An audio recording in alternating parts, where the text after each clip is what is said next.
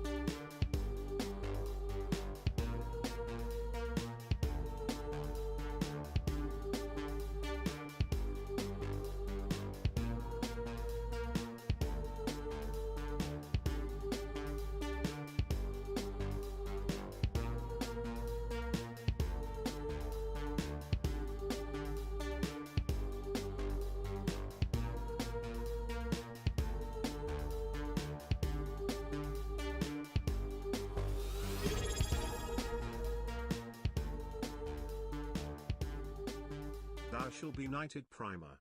Blazycat Games.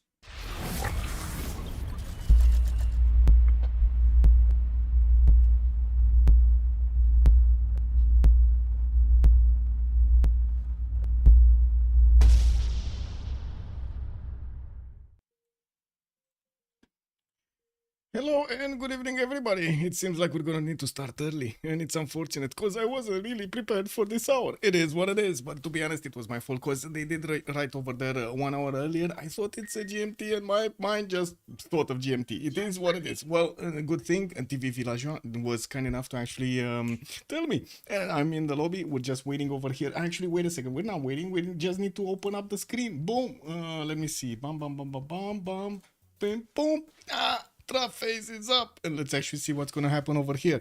We do have Why So Sexy on the left side, and on the other side the middle move. Well, let's actually see what's gonna happen on the tilted axis map. We actually have the map chosen. Oh my god, they're going fast on this, or we're slow, one of the two. Tilted axis seems like we're gonna have quite a fun game today with the tilted axis being chosen as a map. Okay, let's see. Also in the chat, give me a second. I'm sorry, I'm trying to do these the things as quick as possible. The things that I usually do before the stream. Fortuna Belly, good morning, sir, and welcome. Thank you so much for the follow. Mad Leroux, 74, much appreciated, sir. And also Playscat Games, thank you so much for the prime. Thank you, sir. Good evening. Let's actually see what's gonna happen with the man face. We do have already Norway Konge being taken out on the side of the middle move, and it seems like Why So Serious on the left side is gonna take out Coupe and no, it's Julius Caesar. I don't know, for some reason over there with my corner of the eye, I've seen Hungary, but now it was Julius Caesar over there with the crown of gold. Well, let me pop out the chats over here so I can get them in order on the left side, and also open up. There we go, the YouTube. Good evening, everybody on YouTube. Hello there, sirs, and welcome. Give me a second. Click. Oh my god, clicking as fast as possible. Oh, I did this before the 30 seconds. Oh, fastest click in the West, man. Fastest click in the West. We do have to see what the middle moves are gonna do over here. They do have another 4 bands to go, while Why So Sexy are gonna need to take out 3. We've seen multiple strategies, of course, on the tilted axis map, and we're gonna need to see which kind of strategy we're gonna see today. Usually the players do kind of want to go naval on these maps, but to be honest, in the last period, we've seen a lot more land civilizations being picked up, which was kind of surprising. So I'm actually expecting some kind of a balance, like 2 land civilizations with 2 coastal civilizations, and we're going to need to see if they do have connections on the sea so they can actually, go against each other or not. We do have Genghis Khan being banned by middle move on the right side. Not bad. Unfortunately, the Khan is not gonna get in. No K-Shakes to actually stomp somebody, but we still have Kublai, so there is some hope. We do have also Scythia being taken out on the left side by Why So Sexy, which definitely makes sense with that extra +5. Man. Anyway, now we are waiting to see what middle move are gonna do. Still 3 and 2 bands to go from each side, and we are gonna need to wait. You know how it is. You put it in high gear and then slow down for the stop sign. Now we're gonna need to see how Cleopatra's gonna get banned. Yeah, wouldn't have thought that possible. Really wouldn't have thought that possible. It is what it is. Oh well, it is what it is. Also, let me quickly get my chats in order over here. Click. Okay, there we go. Okay, perfect. I do need to actually take a look at the lobby if I do have any 0 MS, because I just joined and I did want to fix this before we actually get into the game. And there we go. We got a bit of time.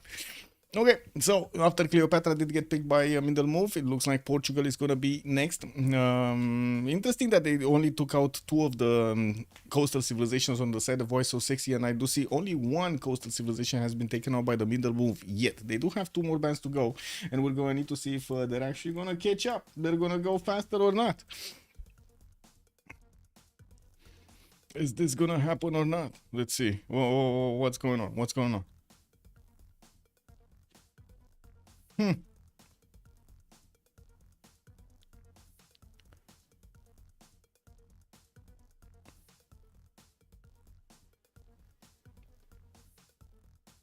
Catherine de Medici, the Black Queen.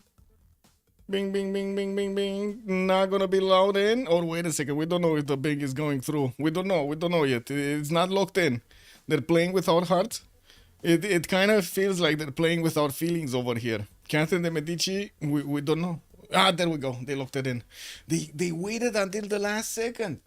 Also in others chat, I like to ask, why Rel? In other people's chat, I like to ask, why we under? Unless it's Sash, and then I also ask, why Rel? I mean, Blazecat, it's good to be consistent, no? Blazecat Games, consistency is the key over here, no? man. Why wonder? Oh, man.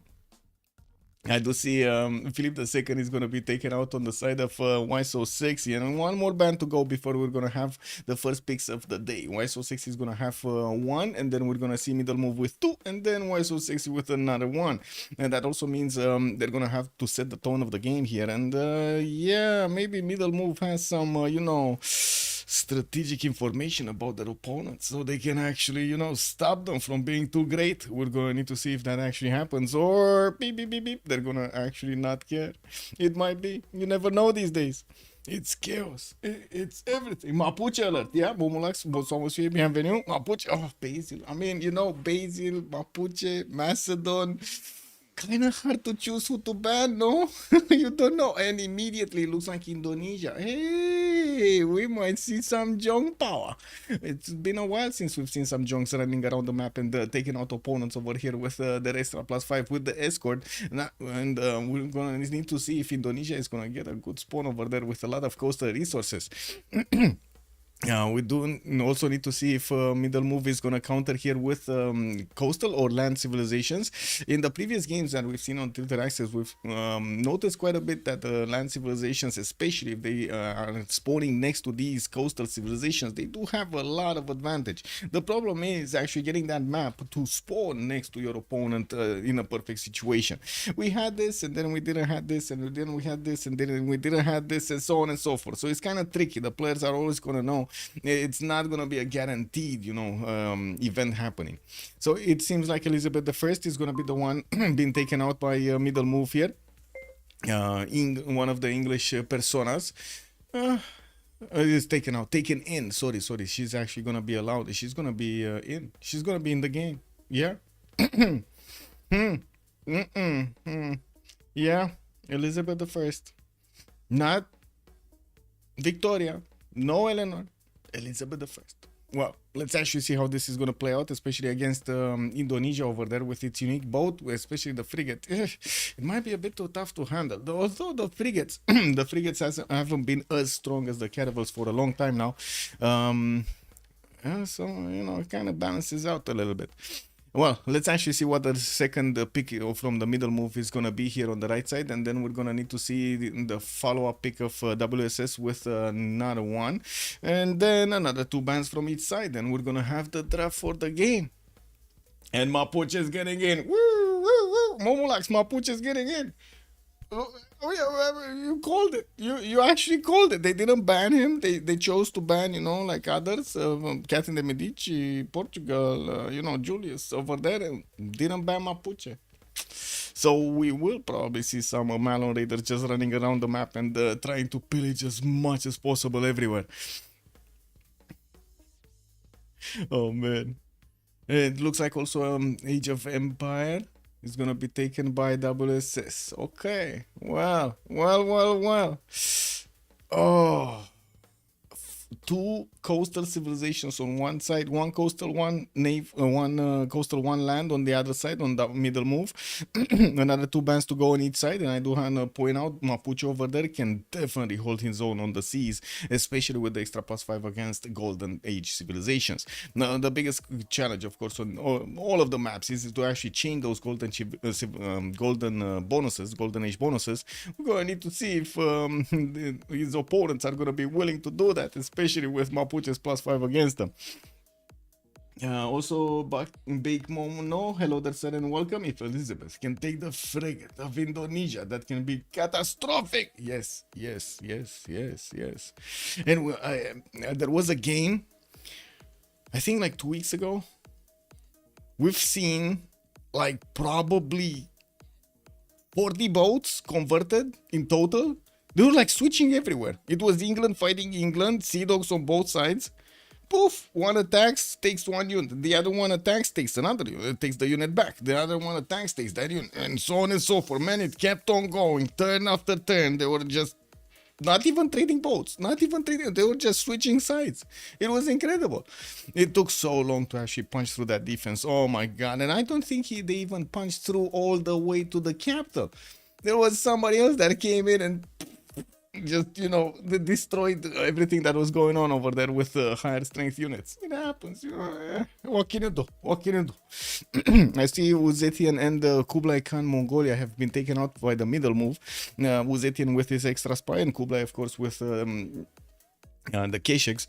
And while we're gonna see also Varangian, the second Norwegian persona, being taken out by Why So Serious. Well, they do have another band to go, and it doesn't seem like middle move is actually gonna, you know, give up on their time over here to think about, I don't know, what are the choices are there. And it seems like they're actually waiting for the last second. Oh, not really the last second. It was the seventh last 2 seconds. Well, let's actually see what the last ban is gonna be, and we're gonna know what's gonna happen during the game. Good evening, Arbada Siracosa. Hello there, sir, and welcome. Ooh, a bit of an early start over here.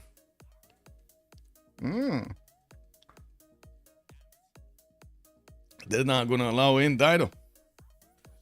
Bordanian, hello there, sir, and good evening. Also, Elephant Guy, hello there, sir, and welcome. I'm pretty sure it's the official patch. I don't think it's the BBG beta. Yeah, it's 631. It's the normal patch. It's not the funny patch with the settlers.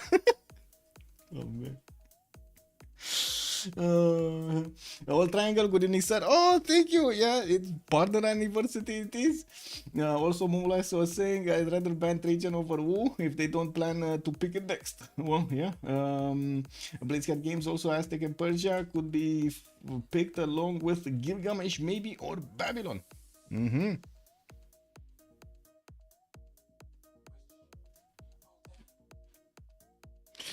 Ooh, Gilgamesh on the side of middle move. Gonna be picked up, and we do have on WSS Rope, Trajan.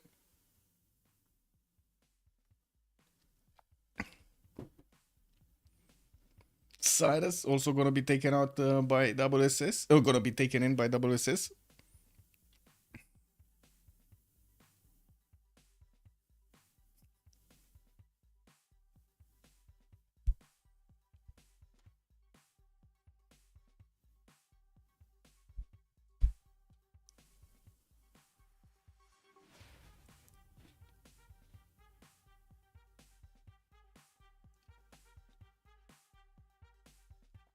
What do you think, Elephant Guy, about the new beta update? I saw there were quite a few, how to say, changes over here. Let me actually take a quick peek on the beta builds and see. So a new beta 6.4c is gonna be updated in 15 hours, but we don't have a patch note for it, and it looks like global changes. Okay, unit pre-builds, Aztec's combat bonus only works for land melee ranged and anti-cav units. This definitely makes, of course, the bombers not work anymore, not as good as they worked before. We still need to see another pick over here from middle move.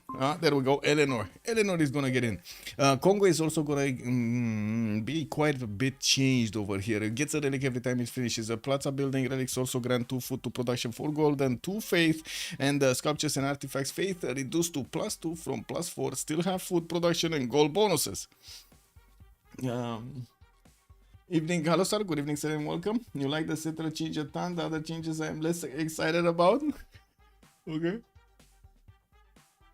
Oh man, this is what can I say, man? This is getting to the funny level. It's getting to the funny level.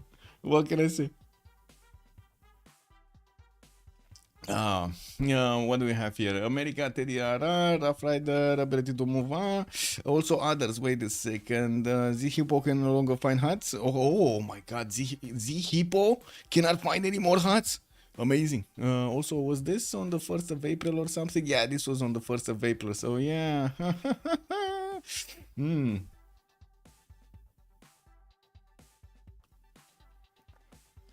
No text anywhere. No, absolutely no text anywhere.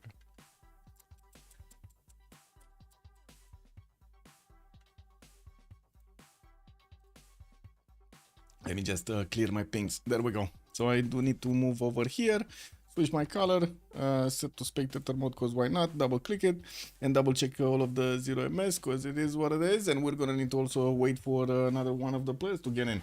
Echo Supreme, good evening sir and welcome. Also the Beasley, good evening sir and welcome. I think it's funny people still play this game that barely works.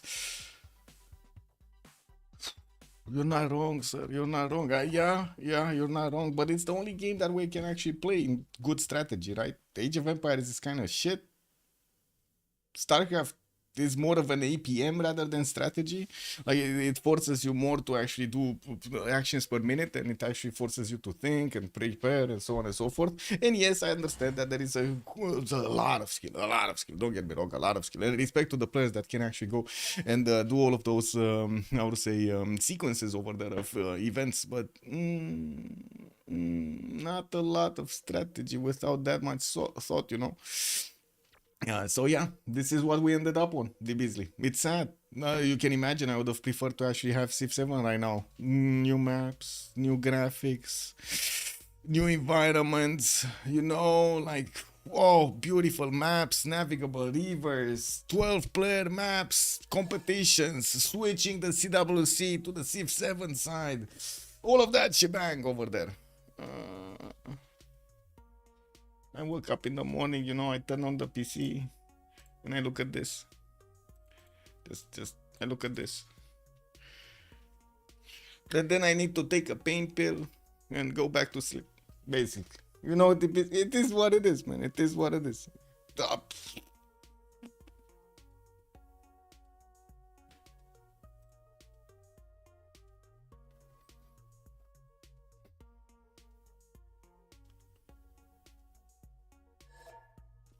Yeah.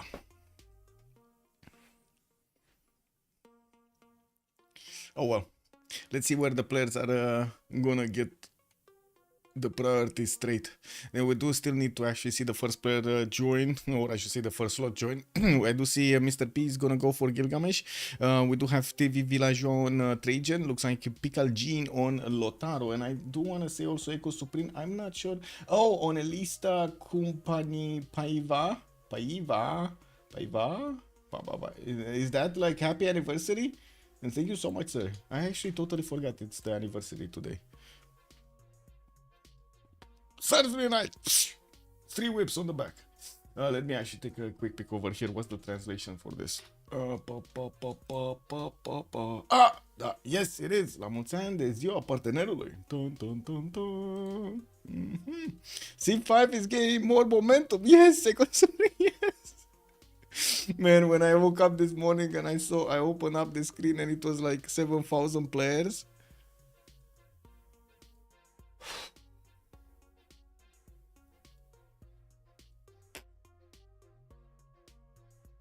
You know that moment?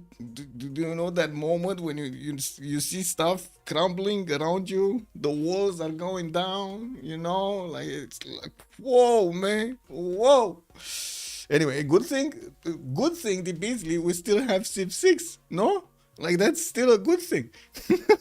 Like, please don't jinx it. You never know when they push an update and kill this game also. Like, don't do it, man. Don't do it.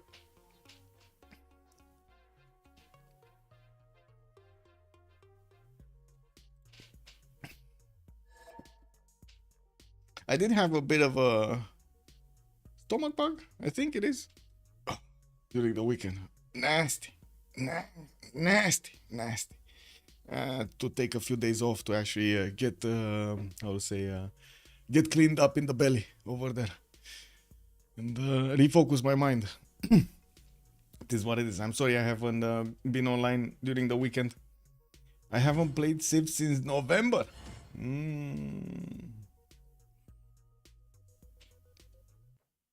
I guess you really got demoralized. Is that the word? Beasley, am I correct? You got demoralized when you saw Civ7? Is that what happened over there?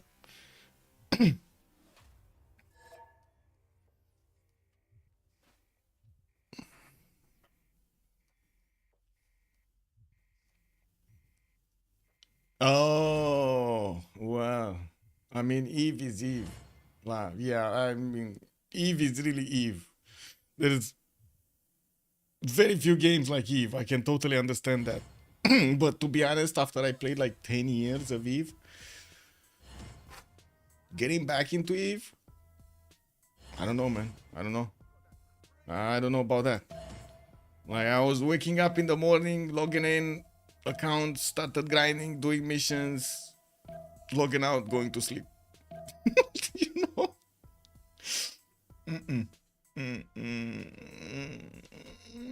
I don't know about that. Anyway, let's load into the first map and actually see how things are gonna go through.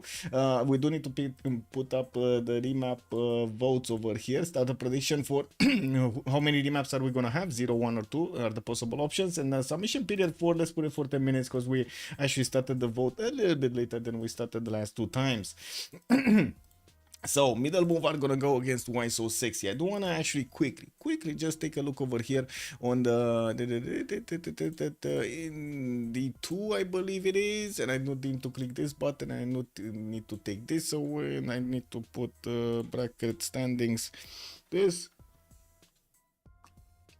So Why So Sexy right now is the first team on the board in the Division 2 of the CivFR Squadrons. They have 14 wins, 2 losses. And then we do have the middle move, which are kind of living up to their name over here. They're in the middle pack. They're over here on the 6th spot.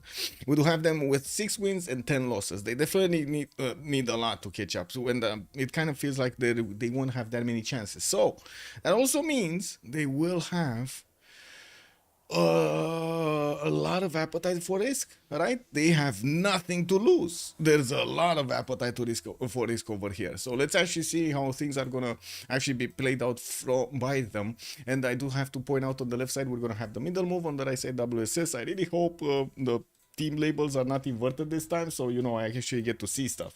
Bornanian, also time to see if it's the 2-3 versus 1 confidence again. Yes. So CivFR also has a WSS. Crazy. Yeah, we go right. Okay, so it looks like we're gonna take a look at Marco over here. You picked Indonesia for a reason. Oh my god, Indonesia with turtles everywhere? Indonesia with turtles everywhere? And Mount Kilimanjaro? Bro. Like, insert meme right here, bro. What is this? We got Mahapahito over here with 5 tens for a builder. Yeah, he's gonna definitely want to improve those resources really quickly. Usually, of course, he does get 2 faith per turn as he settles next to coast or next to lakes. And I'm pretty sure he's gonna get it right now. So he's gonna be the first one to pick up a Pantheon. And usually it is God of the Sea. We do have him with a decent amount of resources here on the coast. 1, 2, 3, 4, 5, 6, 7, 8. Oh my god, not to mention you're gonna have Mount Kilimanjaro. Well, I guess that's land based. Wow, the desert tile looks so nasty, man. Anyway, so nasty. Anyway, we do have to also take a look at the surrounding area. Some more water bodies in the south, or I should say one lake that he could actually settle on. Rivers southeast for the freshwater, southwest for the freshwater. We do have also those bananas over there to give him the extra food if he needs to, and I'm pretty sure he will. And quite a few of these reefs are gonna be next to the coast, so he can actually get some good campuses going, especially on this island. This is gonna be amazing. Anonymous Gifter, thank you so much for the tier 1 sub, much appreciated. T. Beasley, welcome. Time to use those emotes. And moving forward, we do need to take a look at Trajan here. Wait a second, on Indonesia, he's gonna have an opponent. That's gonna be Eleanor, but wow. So wait a second, they're gonna fight on land, and they have like a one-tile choke that they can actually get to each other. Okay, this is gonna be funny. I'm not gonna lie, this is actually gonna be funny. If this happens in a game, this is gonna be quite funny. Let's take a look on Rome here. What do we have it on the left side? We do have Rome with TV Villageois getting his 2-2 base, getting also. Oh, thank you so much, Anonymous Gifted, for the gift to Echo Supreme. Much appreciated, sir. We do have him getting a scout out in 3 turns, and by the looks of it, he's gonna get southeast, more of this fresh water, not to mention southwest, with some bananas over there for the extra food. In the water, he's gonna have some turtles to get the extra science and of course the amenity from, and Yuling Yuan as a wonder to the west side. This wonder doesn't provide you the fresh water, but it does give you a lot of culture, and we're gonna need to see if he's gonna settle it first, and of course on what position. Oh my god, even a 3-2-1 banana next to Yuling Yuan. Okay, well, it's not that much culture. I think I actually over exaggerate over here with so many points. Also, anonymous gifter, thank you so much again for the gift to Elephant Guy. Welcome. Let's take a look also on his neighborhood. He does have to the south, that's going to be Mapuche, and I'm pretty sure they're going to trade punches if this map is going to be kept. And we do have to the western side, okay, Vatican City, Mohenjo-Daro, and then London. Now, London is going to be also an opponent of Uruk. Ooh, they're 1-1-1-1s, right? So this is a 1 versus 1. This is a 1 versus 1. This is another 1 versus 1.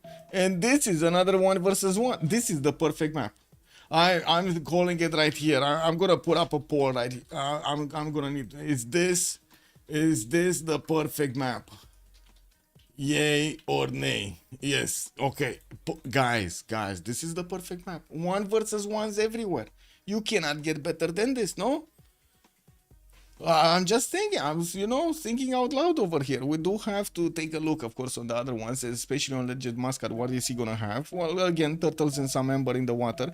Gonna also have Gombustan to the north to actually put a preserve next to, and by the looks of it, he's gonna have a decent amount of coast to also expand into. To the south, it's gonna be kind of tricky, into Sumeria's land, and I do have to point out WSS here is they're gonna have this northwestern waterway to actually trade. On the coast, which is going to be extremely valuable. On the other side, I'm pretty sure we're going to also see Mapuche and Sumeria try to actually couple together the trade routes on the water so they can actually get more gold. Also, nay, this is not the perfect map. The disrespect to the perfect map is unreal.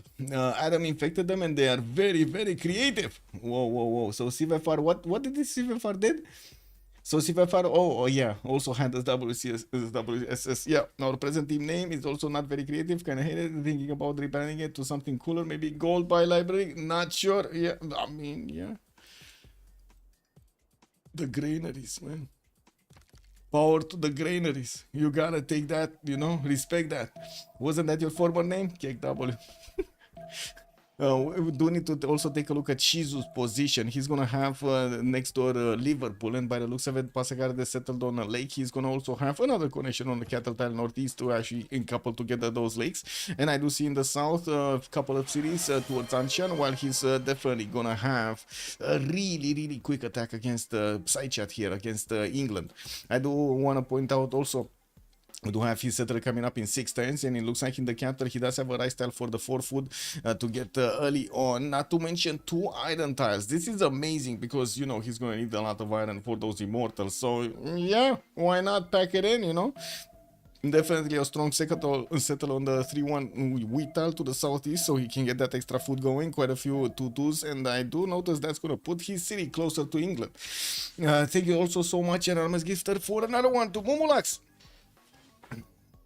Much appreciated, sir. So let's put up the team labels also in the meantime as the players are going through. I think the only spawn that we didn't really take a look at is Ngulu Mapu, because the other ones we kind of glanced over anyway, right? We saw Manchester over here. Okay, definitely a good coast to go for, and he does have far away actually Pio Tahi. No city-state. Oh, he does have a city-state to take out actually Bologna in the south, and I do have to point out he is going to be the opponent of Poseidon over here. Not going to be that happy about his presence.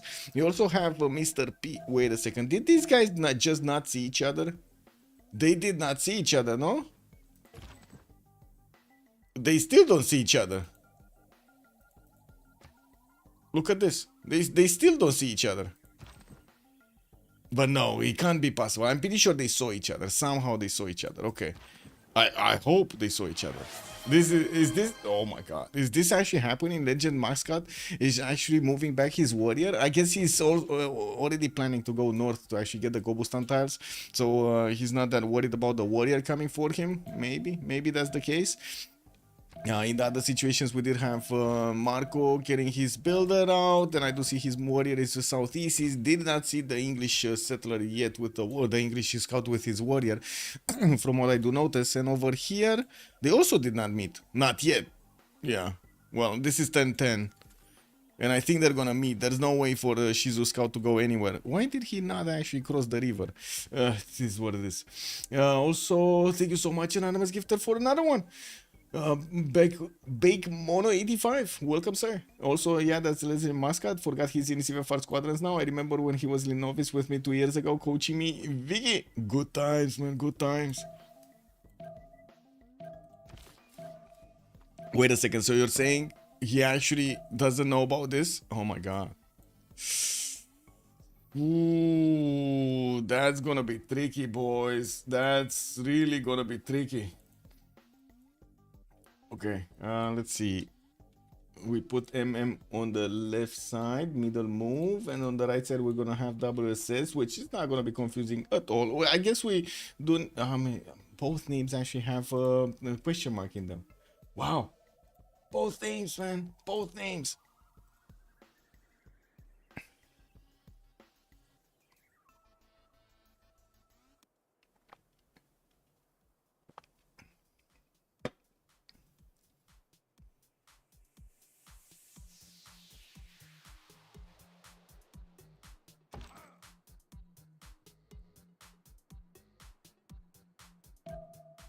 Okay. They're not that convinced they need to remap. Or not remap. But they do remap. Both of the teams remap. Okay. The perfect map is gone. Gone. Oh, this beautiful sport of Indonesia. He didn't even know. He doesn't even know about this. Should I actually share this picture? I should share this picture, right? I should really share this picture, but not right now. I'm gonna put it in my Discord. I don't really want to share it, you know, with like everybody right now in over there. So I'm just gonna put it in my Discord. Hopefully they're not gonna look here. It's not the map, you know. It's not the actual map. Where are the screenshots? Oh my god! I'm just gonna drop it in general chat. I think I'm just gonna clean up everything on my Discord and just leave like a few channels over there. Did you see Tron is coming out, by the way? Did you see Tron is coming out, by the way? In October, 80s. Oh, man. Now the big question is Daft Punk gonna actually do the music? Let's see. Tron 80s. If he's not doing Tron, that's just not gonna be a good movie. Is Daft Punk? No. No. No.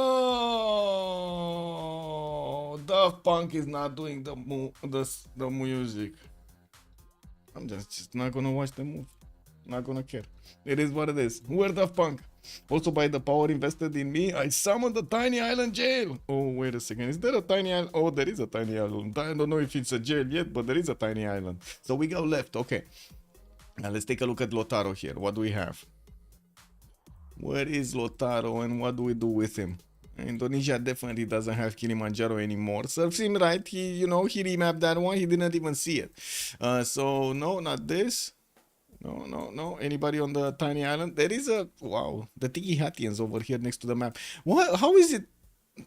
How would it be to actually, you know, live next to the edge of the map over here where the water drops? I have no idea. It is what it is. You see a waterfall every day, man. So it looks like Mapuche is gonna be on his own island. Oh my god. Does he even have an opponent to go against? I guess it's Rome. Yeah. Well, we do have Picalgin over here with his river to actually go for the Mapocho River. And I do notice he's gonna have at least 2 cities to place on it. Not to mention another river to the south to get more fresh water, a lake, and more rivers to southeast. And this river that will connect him towards the north. Looks like Sumeria is gonna be northwest of him, and I'm pretty sure they're gonna try to get some coastal trade routes between each other. Quite easy to actually settle a freshwater cities towards the northwest, so he can get closer to the Sumerian borders on the coast. And also notice Mapuche is gonna have his iron and horses directly in the capital. He does have the opportunity to move one tile to the north or to the south if he wants to. He's still settle one turn. Not sure if it actually matters in this case. He does have also his 2-3 deer tile. That's gonna be 2 tiles out. His warrior is settling, is standing on it, and he's gonna get to work it soon. While also Eco Supreme is predicting a Minecraft movie wins the throne movie. A Minecraft movie wins the throne movie. Minecraft movie. It might. If Daft Punk is not actually gonna get the movie rolling in Tron, yeah, it definitely might. I mean, I saw the trailer. But trailer music is kind of, you know, trailer music. Now the movie music, totally different, man. Totally different. Anyway, we do also need to take a look at the next ones. That's gonna be Gilgamesh. And Gilgamesh is for the first civilization that we see in the game is gonna be really next to an opponent. TV Villageois is gonna be the one that's gonna need to actually take all of the heat over here from Sumeria. And I do see Scout is coming up in 3 turns. 2-1 for an ivory tile to have in the capital with a single actually 2-1. I should say a single heal, or I should say a single 2-2 in the capital. 4-foot rice tile, and I do definitely notice that he's gonna have a 1-3 to get to buy, or and of course wait to actually grow into. Although that can be a lot of time, you might not want to do that. We do need to see how he's gonna actually get this going. Now we do have him with enough fresh water to settle quite a few cities all around this space over here, east side, northwest, and quite a few on the coast. It's definitely nicely placed over here towards the coast to get exactly one city going. They're kind of gonna cannibalize each other when it comes to tiles, but I guess, you know, you make some sacrifices. Iron tile to the north of Vuruk, and I do see he's gonna have it in the second ring, while his horse tile is gonna be third ring out on the left side. We do have him just a city away from Rome, and that's gonna definitely put him in a bit of encounter. Oh, what do we have here? So we do need to take a look at Elizabeth. Elizabeth is gonna be very close to the coast of Cyrus, and from what I do notice, Cyrus is also gonna have Southeast Eleanor to trade punches with. This is gonna be terrible for Cyrus. He's not gonna have that much territory here. I tell you, they should have stayed on the previous map, no? They should have really stayed on the previous map. Unbelievable. We do have a side chat here getting Bradford with a scout in 2 turns.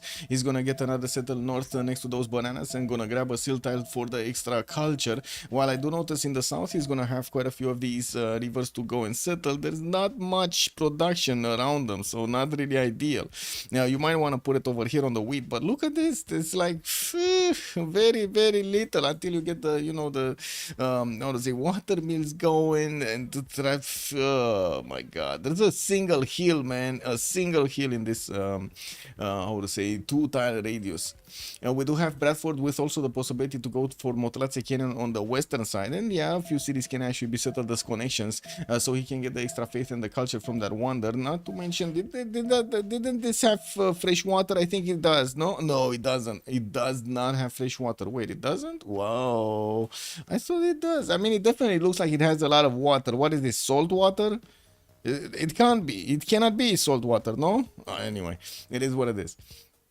We do have to take a look also on the strategic resources. Bradford is going to have his iron in the first ring and also his horses second ring, started to explore towards the north, while also Indonesia is going to be on the western side of that coast, so he doesn't look like he's going to be in danger of anytime soon to actually get attacked. There is a possibility for Indonesia to come all the way towards the south and try to take you know, a stab at him through how to say, between, I should say, Piotahi and Auckland's choke point, so he can actually get to the main cities of Saichat. But by the time he gets here, it might be too late. We don't know how long Chizu is actually going to hold on. He needs to hurry, especially since he also has Eleanor here in the southeast to actually take care of. While we do have his settler coming up in 6 turns, I do see he's also going to have quite a few placements for good campuses. A +4 on the stone tile. Yeah, I know. Unfortunately, you do actually need to get masonry there.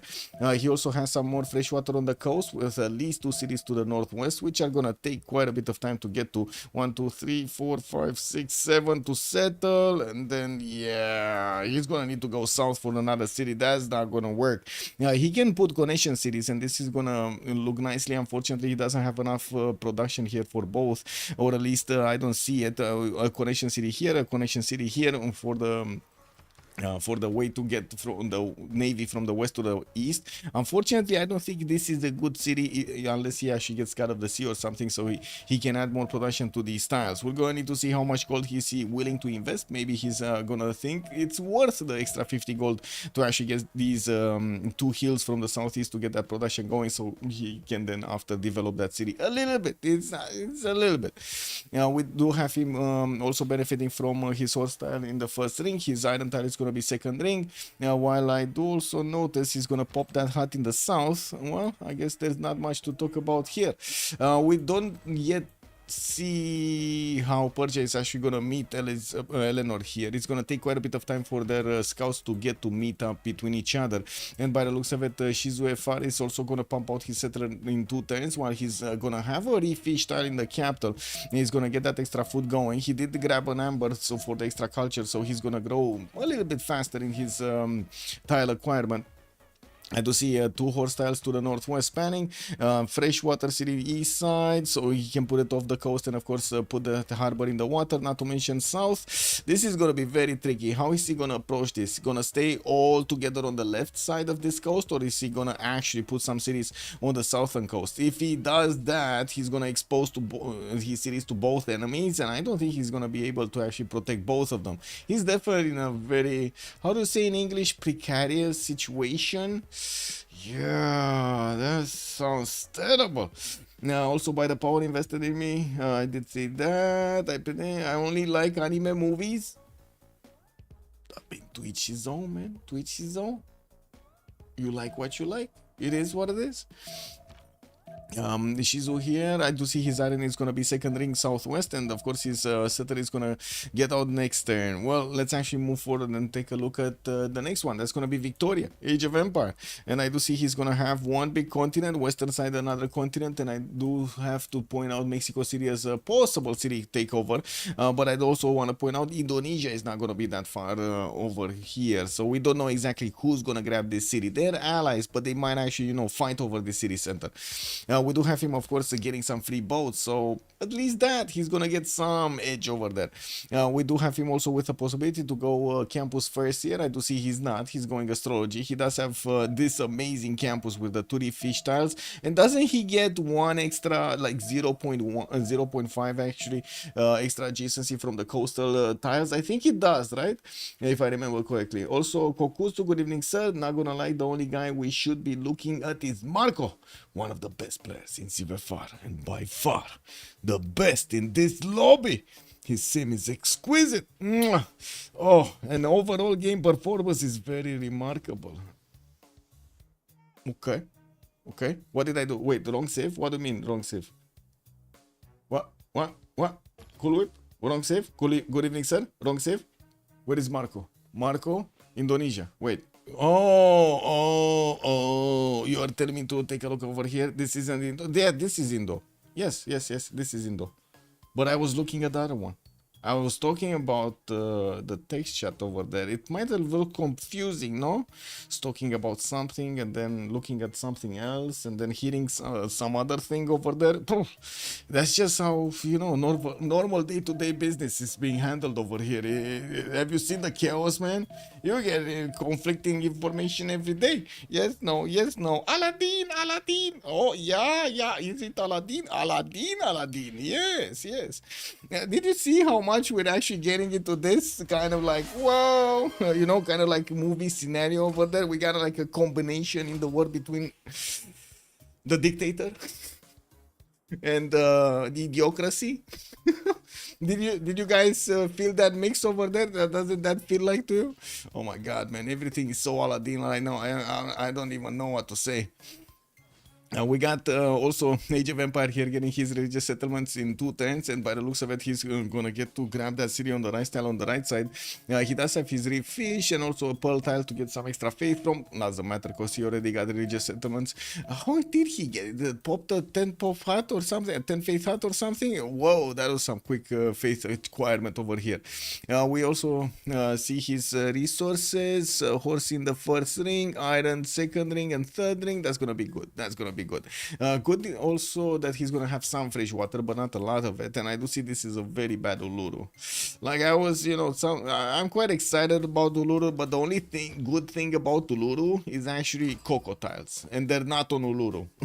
They're around Uluru. That's the only good thing about Uluru right now. Also, anonymous gifter, much appreciated for the gift. Thank you, Cool Whip. Throw those emotes over there. Well, I do see Newcastle Point. I just got settled for the second city here on the 3-1 base, and he's gonna start getting his Harpers out soon after he's gonna get, of course, the technology for celestial navigation. Looking at Trajan here, and we already see that he's getting attacked by Sumeria. I mean, Mr. P just bought a war card. Aren't these war cards nerfed? They're like 20 base strength, right? So they're not, you know, like it used to be, you know, those hard times when when you saw war cards, it was time to panic. Like I remember those times. I remember very clearly those times. When you saw war cards, it was time to panic. This time, not so much. War card, yeah, what can it do? A lot of sound. You know, from the squeaking wheels over there, that's about it. They used to be like 30 straight. I know. Oh my god, man. Like so many times I actually tried this with others to see how we can defend against Sumeria. Oh my god. Oh my god, man. You think absurd is absurd? We spent days. Anyway. By the looks of it, we do have, he said, I would say, Rome, right? Rome, okay. We do have another slinger being bought from the capital city, and I do see TV Villageois did actually get his settler here. He's not going to be able to be taken, and by the, oh, there is a chance. There is a chance Mr. P is going to shift under the deer tile. What do you think, guys? Is he going to shift under the deer tile? Because right now, he's not moving anywhere. He doesn't have his waypoint set. Like, usually if I click somewhere... No! No! Mr. P, wrong waypoint. I thought it's the deer tile. The deer winked. The deer flinched. It must be because of the wine tile. I think this War Cartian... Oh, okay. He didn't shift enter. Okay, he didn't shift enter. It's all good. But... too late for that city. It is what it is. And the war cards just not gonna have that much strength. They also have a -5 because of the penalty to actually attack cities over here. Kind of looks like you know, skating pads, you know, those protection pads that you use when you go out skating or, you know, bike riding or something. Kind of looks like there's some of those over there. Also, anonymous gifter, thank you so much for another one. Thank you, sir.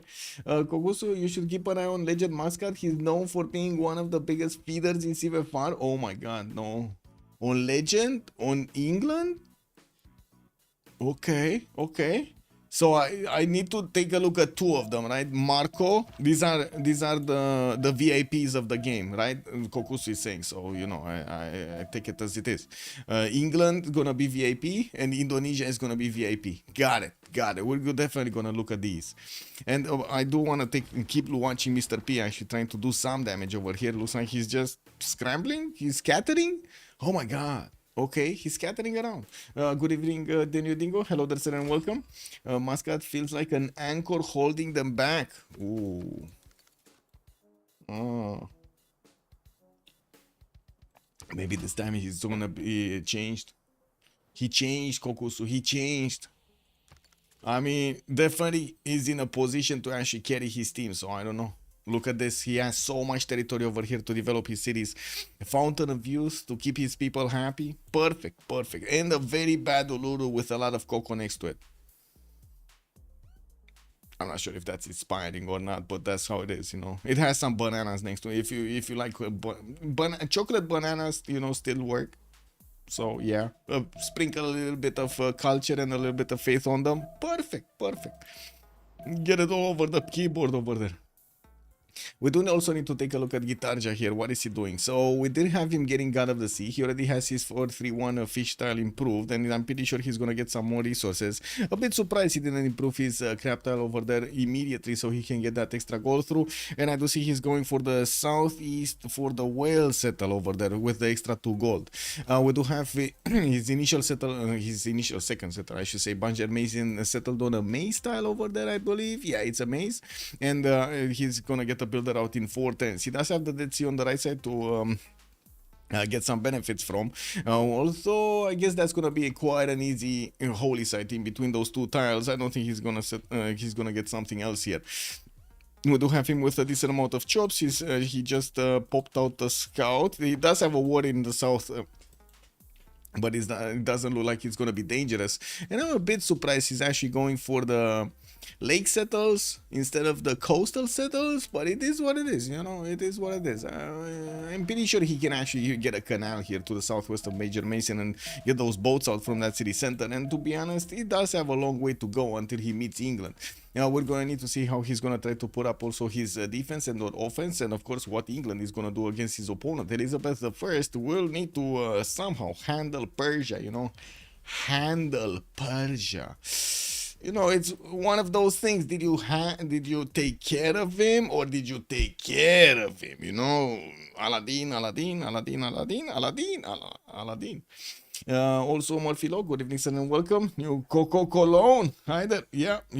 New Coco Cologne, sprinkled with a lot of banana.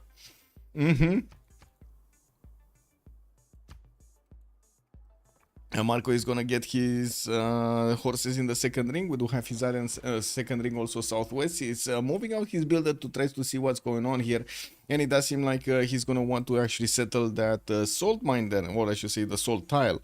There is a possibility for him to actually try to move a few more tiles, and it looks like he's gonna try to move a few more tiles to get next to the spice tile so he can grab a 3-1 food tile. We do have him with a fourth city also coming around from his capital. Doesn't seem like he's that phased off by side chat presence in the south. And I do have to point out he's gonna have quite a few cities here very quickly over England. We do need to also take a look at quickly at the other pantheons, if we did have any more picked up. We did already see 2 of them at least. I believe religious settlements over here on England, right? Religious settlements, and then we did have God of the Sea, right. Here we do have Lady of the Religious Marshes for Mr. P, which by the way is using his work art ability to actually carry this settler towards one of these, how to say, rivers. And from what I do notice, Eridu is gonna get his monument out. He did bring back one of his workers, moved it to the northeast to keep on expanding his vision. And I do also notice one of his other workers is trying desperately to get away from these Roman warriors and of course the slingers. Doesn't seem like he's gonna actually get hurt that much. We do have also Kume starting to get his trader out to connect with Rome. Rome is back settling here, going on the right side to try to get onto the same river and trying to stay on the safe side of the river so Sumeria cannot get to him. We also see the first, what is this, campus? +1 campus? Okay, we got a +1 campus. Mapuche in the south is also going to have a pantheon. That's going to be a city patron goddess and going to grab a monument out in 3 turns, 2 turns, while his builder from the capital is going to get out in 2. He will have one of the Roman warriors started to get into his border to see what's going on, to check him out. I do have to say this is kind of dangerous territory, very dangerous territory for TV Villageois, because I'm pretty sure Sumeria is going to keep on nibbling, I should say, at his strength, or maybe TV Villageois is going to be nibbling at Mr. P's strength, and unless one of them wins quickly, there's going to be Mapuche cleaning up whatever happens here. And of course we're going to need to see if Mapuche is going to need to interact with him or not. Maybe we're just going to see him sim, because Sumeria is going to get everything that he needs to do here. There is also a forest fire to the northwest. Must have started from the uranium tile. I think that uranium tile was a very, very bad juju there. And I do also notice somehow this ivory got an extra point of food. Wasn't this a 2-1? It did, no? Oh yeah, it did. Look at this. There are 2-3 tiles. Oh my god, this forest fire just keeps on giving. So this was a woods forest fire, and it just kept on moving. Okay, just amazing. Like, wow, buy out those 2-3 tiles, man. And the Menanki's coming up in 9. Okay, I'm a bit conflicted right now because I'm pretty sure he's gonna want to get his encampments, and I really hope he's actually gonna put his encampments quickly and gonna be ready to actually start chopping. He does have builders coming around, so you know I'm feeling hopeful he's actually gonna get that going. We do have him with his campus to the west side of Veridu, another one, and that means he's either gonna place his encampment from the city of Urup, which that means he's not gonna finish that Temenanki, or he's gonna try to get it from Ur, which doesn't have that much production, or he's gonna try to get it from Eridut and wait for the 4th pop. That's gonna be quite late. Rome is already 1 point off, 1 turn off from actually getting his encampment here, and I do have to take a second to actually undress myself. Give me a second. Yeah. Okay, hot top stream. Woo, woo. Oh my god. Close, man. Close. Yeah.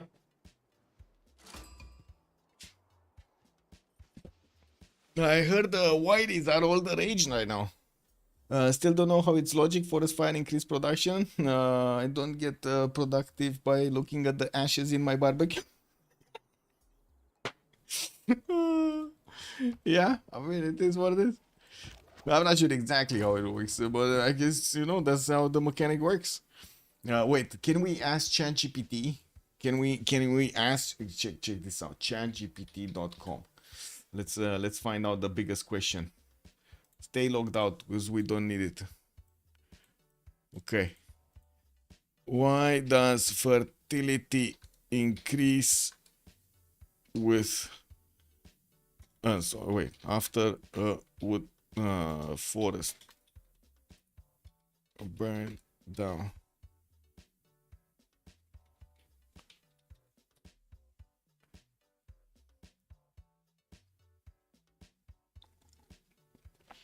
Yeah, there we go. Production, I mean, production also means more, how to say, fertility also means more wood, no? Basically what it means. I don't know, man. The first thing I thought was, yeah, there are a lot of people over there that, you know, are smacking hammers against the trees and they're making muscles. It is what it is, man. Every day, man, every day. Bam, bam, bam, bam. Although nowadays it's more like, it's not like bam, bam, you know, like, we're kind of like past that Flintstones kind of day. A few days between streams, going on holiday. Yes, Fortuna Belly, I'm sorry. Stomach bug. It is what it is. Let me actually get back on track over here. Click. I need to finish the prediction. Prediction one remap. That's it. Okay, we got it. And put up the prediction for which one of these teams who will conquer the first city. Is it gonna be Middle Move, or is it gonna be why so sexy? Yeah. This is what it is. 15 minutes submission period, boys. Get it in. We don't know. Yeah, no good. Yeah, I know. I know, man. I know. This is what it is, man. Moksha in 2 turns getting in the capital city of Rome. I do see he's also gonna try to get a 4th settler out. I would imagine he's gonna go north with it. He's pumping out his encampment from the city of Cume and gonna wait quite a bit of time to actually get the one from the capital. We still don't see an encampment yet from Sumeria placed or started building. We do have him going for his Temenaki and of course getting that Liang. I do have to point out, if he actually gets this setup going in that city center especially, that's gonna be some insane yields that he's gonna get on those tiles over there. So I would imagine 30-40 production Uruk is not gonna be something out of the box there, out of the question. We do have also Moksha establishing Bristol, while Elizabeth the First did go for God of War and Plunder, so he can get those Royal Navy cards going. I do see Indonesia is starting to connect his cities with the traders. Already has his fort settler moving to the southwest, getting another scout, and of course finishing his monuments for those extra culture points. Mexico City already started pumping galleys out, so that means his defense increased significantly. Not gonna be as easy pickings as it was before. And of course, we didn't have a legend Muscat actually getting his Royal Navy dockyards out. He does have just one more turn until he discovers Celestial Navigation to get that down. We do have him also with the fourth city moving to the south of London to get closer to the pigs. I'm pretty sure he's going for the pigs. The pigs are alive. On Mapuche, we did have him going for that city Patriot Goddess and started off with campuses, a +3, 2 +3s, and then Ngulu Mapu doesn't seem like he actually placed anything. He does have his builder on one of these deer tiles, which kind of begs the question, is he gonna chop that settler with the deer, with the builder? Because he just moved it there. There is quite a possibility for him to actually get to do this. Also, Moksha establishing fortens, while from what I do notice, he did connect his southeastern city to the capital. He's also going to finish his first campus over here. That's going to mean a lot more science than we're going to see on Rome for quite a bit of time at the beginning of the game. Eleanor, still no Pantheon. He's getting discovered by Persia, and I do notice he chose to go with both cities to the south here, getting the connection cities I was talking about earlier. Didn't really care about the production in the city of Bradford, which kind of sounds unfortunate. We're going to need to see him actually buy out quite a few of these tiles so he can get that production going. Connected at least his trader to the capital to help it a little bit, you know, one extra point of food, one extra point of production early on. We do have him with Pingala establishing the capital in 3 turns and of course putting down his Royal Navy dockyards. We also see Persia right next to him did see his scout and is pushing it back with 1 scout and 1 slinger, while I do see Cyrus did go for Goddess of Tides as a Pantheon. He's getting that extra culture on the fish tiles, not to mention on the other coastal tiles soon as he's gonna develop them. There are already boats coming from side chat, slowly moving towards the capital city of Shizu. We're gonna need to see if they're gonna do anything here. At least what they're gonna do is slow down the harbor development and also get to pillage that fish tile, which is gonna slow down the growth of Passagarde, which is still gonna hurt him, not to mention the fact that he's not gonna get an extra harbor. Gonna be quite painful to actually push out those galleys over there. Not gonna be that fun. We do have also in Indonesia's territory still no great person, no governor here actually establishing in the Majapahit in his capital. On Sumeria, we do have him 4 turns away from Etemenanki. He still did not put down his encampment. There's no encampment right now. Oh, wait a second. So, okay, Sumeria did get onto the encampment of Rome, so he's gonna at least slow one of this down. And I do notice the other one is actually protected by a warrior. He's not gonna get to do anything to it. It's still 1 turn, 2 turns away from finishing. 1 turn where we're gonna get into the next turn. There we go. And I do notice TV Villageois already did manage to take out with one of his scouts. Man, did you see that cat jump? Oh my god, man, there was the scout. He kept the cat. He targeted, he saw the war car moving, and it was like through the cat. And then the cat did his job, man. Yeah, look, there's no more war card. No more war card. I don't know, it went somewhere. The cat is back, but no more war card. We got the builder coming up from Mediolanum, and from what I do notice, he put an encampment down there also, up there also. That means he's gonna get 3 encampments set up at the beginning, which of course will probably be followed up by Government Plaza. Also, Envy, good evening, sir, and welcome. How is it going? Why no one playing Civ7? Is it bad? Yes. There's no way around it. I'm gonna rip the bandit. So, okay, there's a few things. It's a strategy game that wasn't really ready at the beginning when it released. It's not really matching the expectations of the player base that was already interacting with their previous game, with like Civ6 and Civ5 and so on. And it's not really attracting a new market. So, yeah.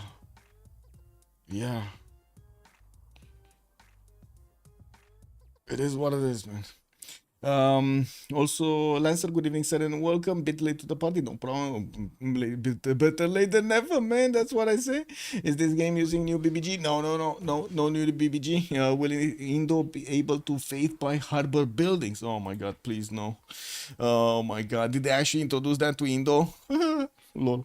That's gonna be fun in the TWC. Where is that Roman settler going? That's a good question. I don't know. Because it doesn't look like he has anywhere to go, right? Everything on this coast is blocked. Oh no, except this one tile, the coal tile. He can go on the coal tile. This is where he's going. He's going defensive with this eastern city. Okay. Well, that is what it is. Also, thank you so much, Anonymous Gifter, for the gift. Much appreciated, sir. Bordanian was also mentioning. Oh, wait a second. Let me get from the top. Daniel Dingo, quite interesting map. Like this tilted axis. I've never seen. Also, placements are very beautiful to watch. What is that? Yes, sir. Tilted axis is my favorite map when it comes to the map gen. It just has the problem of sometimes putting one civ in what I like to call Tiny Island Jail. Yeah. Well, we do have more monuments coming up from Sumeria, and he did finally place down the third campus here from the city of Ur. The encampment is placed from Eridu, which is gonna take a long time, a very long time. Like, he still wants his campuses out before he wants everything else. Yes, I know he's gonna get that science, but to be honest, it's not like they're +3s or +4s to actually, you know, get that science quickly. It's gonna take quite a bit of time, and I think Mr. P here is making too many sacrifices at the beginning. It's gonna pay off if Rome doesn't attack into him. But if Rome attacks into him, that's gonna be a major problem. And I'm like super surprised right now that we don't have Rome going for horseback riding immediately. He keeps on going towards iron working here. Maybe he's worried that he's not gonna get the golden or something. No, he's gonna get golden. He's 18 out of 19. That shouldn't be a problem. 4 more turns, come on. You can get a point from somewhere, you know? Just pray and it happens. Now, well, I do see also Sumeria is gonna get this scout pushed into the water here from the coal tile. That was a bit too hot of a place for him to get to. Magnus in the capital of London to benefit from all of these extra production points from the chops, and I do see he's going fifth and sixth settlers very quickly. He did choose to go religious settlement, so he has extra production towards settlers, and he's grabbing more times whenever he's gonna settle one. Definitely a good thing here. Is he gonna go and settle this Coco City southwest? He might be. We do have also Indonesia moving one of his scouts next to the borders of England to see what's going on. Looks like, yeah, they had a bit of a skirmish over here. They started throwing rocks at each other, and it seems like both of them got promotions. It is what it is. Indonesia gonna get his fourth city east side, not southwest. I was thinking he's actually gonna grab these the tiles over here on the river, but it looks like he's gonna go the right side on the river and not coastal, which might not be the best thing. And we do have him also with a lighthouse coming up in 4, and I do want to check if he's going for any kind of land attack stuff. No, he's going for writing in 3 turns and state workforce in 1, so no land attack. We already see England galleys actually getting next to the cities of Persia, and I do have to say Persia did open up with those 3 harbors. He's only gonna get to build 1, and it's kind of a question mark if he's even gonna get to build this one. He has a harbor coming up in 6 turns from there, and his galleys are trying to actually get around from that city center to the capital city, so he can actually bonk back these English galleys from his city. He still has that fish, which is gonna give him at least a promotion for side chat. He's gonna give a heal, which is gonna be a problem. Shizu did upgrade his first horse and gets a 2-3, and from what I do see, he went 4th and 5th cities quite quickly. He's gonna settle one towards England on the inland, so he's not actually gonna get surprised over here on the water. And I'm pretty sure after he did see that England is on this southern coast, he's just not gonna want to go there. He's just not gonna want to settle here. We do have him also getting some builders out, while his neighbor Toto 6464 is gonna also go for his extra settlers here. He knows that Cyrus, it's very unlikely that Cyrus is actually gonna get an attack against him, especially with the choke points, rivers, extra visibility from Plymouth. Like, it takes a long time. Can you imagine this placement right here? Like, you sit in the city and you take a look on the left side there, you have the visibility even at the, at the stone tile or this hill. So if any army that passes through here needs to pass through here, like this visibility, right? So all of these units are shooting at the armies coming from the north, quite easily. They wake up in the morning, it's shooting practice. It's like shooting ducks in the water. It's like no problem. We do have him, of course, with Pingala over there getting some extra science. Usually he does want to open up theater squares right after his harbor. So I would imagine we're going to see that happening with Pingala. He's going to get some extra science. He can couple those trade routes together and just get some amazing tempo. Thank you so much, Anonymous Gifter, for another one. Also, Rafifi Bosso, bienvenue. Choppy chop, yeah. Also, wait, happy birthday for Dumbbell. It's your birthday? Geez, thanks for the sub. Also got a nut. Woo! Thanks for the birthday present. Woo. Happy birthday, sir. Good. Yeah. Oh my God, you didn't tell us. Maybe a fresh summer can chop. Yeah. Maybe. Let's actually see what's going on here, because this is gonna start getting tricky very quickly. TV Village already finishes 2 encampments. He's starting to get the points for the Great Generals, while I do see Mapuche is starting to also get the points for the Scientists. He does have Hypatia first, and he's definitely gonna want to grab it. He's 3 points per turn, while Sumeria also is 1 point per turn. I don't think he's gonna have time to actually get any projects down. Now we do have the Government Plots actually getting settled next to these campuses, so he adds more of that adjacency. And I do notice he did finish his Temenaki in Uruk, 22.5 production. Just as a quick comparison, Rome is 11. So that's just one city. It's double the production of the capital city of Rome. We're going to definitely need to see if Villageois here is going to get his horseback riding. Unfortunately, it took him... he went iron working, so he did actually discover his legions that slow him down a little bit. We're going to need to see if he does manage to get everything that he needs. He's getting his encampment training projects, and I think he's not going to be able to actually take away all of the generals from Sumeria. So unless he actually puts on, you know, his big boy pants on and starts getting horses out, choppy chop chop, it doesn't seem like Sumeria is going to be faced by this. I kind of trust the extra possession of Sumeria right now. It looks like he played his cards and he won. Fair and square. He won. He got it, Temenaki, got the extra production, got Lady of the Reeds and Marshes. He's going to have time to get his campus out. He's going to have time to get his encampments down. Everything that he actually was kind of gambling on, it paid off. Let's see. More settlers coming out from England. And yeah, we do have a heavy gifter today. Amazing. Amazing. Okay, western side, lighthouses Major Mason, and we do have also Governor Plaza from Majapahit, getting that Governor Moksha in. Okay, so Moksha, it was the first governor. While England, Elizabeth started to put out a few more galleys in the water. It seems like he needed to actually give up on the space over there on the fish town and on the harbor of Persia. While we do have another city about to settle, that means Persia is going to need to start getting boats out as quickly as possible. Trying to also build up his harbor from Tarsus so he can get the boats out from there, while I do see he has a builder. At the moment, doesn't seem like he's moving anywhere. Anyway, Holy Site from Zranka. We do have also CivFR here getting to scout towards the southeast, where Toto is getting the vision from the builder to actually see what's going on in the river Bender. I would imagine he's going to want to actually send the city towards the aluminium tile, but to be fair, it kind of feels like that would be a bit of a stretch over here to think that he's not going to get attacked by Persia if he gets a city on the aluminium, right? It feels like that city can definitely be bullied over there on the coast. We do need to see also if Mexico City is going to be taken out. I was thinking England is going to do it, Victoria, but it doesn't seem like he's going to have enough boats there. He did manage to get quite a few free ones, sent some to the east, some to the west to start to expand his vision, while he's also following up with his lighthouses and getting the third one actually from the city of London in 2 turns. His 5th and 6th settlers are moving southwest and east side. Probably will get the Coco / Uluru / Banana city over here, and going to make that banana split with the Sprinkle Culture and Faith soon. We also have Mapuche getting another settler in 2 turns here from Engulumapu, and of course Puelo Mapu coming up next. What do we have? Oh my god, Armada Siracusa, thank you so much for the 5 gifted subs. Whoa, amazing, thank you. Also nice balance, diversity in the lineup. True. Yo, we got everything right here. I mean, you know what we're missing? A Tundra Civ. That's what we're missing, a Tundra Civ. I'm not sure if it would have been good or not, but we're missing a Tundra Civ. I've seen actually Russia play quite a few times on this map. Also, Iphigenia, good evening, ma'am, and welcome. Did everybody get a golden? I think so. I think so. Yeah, everybody did manage to get a golden. It's the first stage. Everybody gets golden first stage.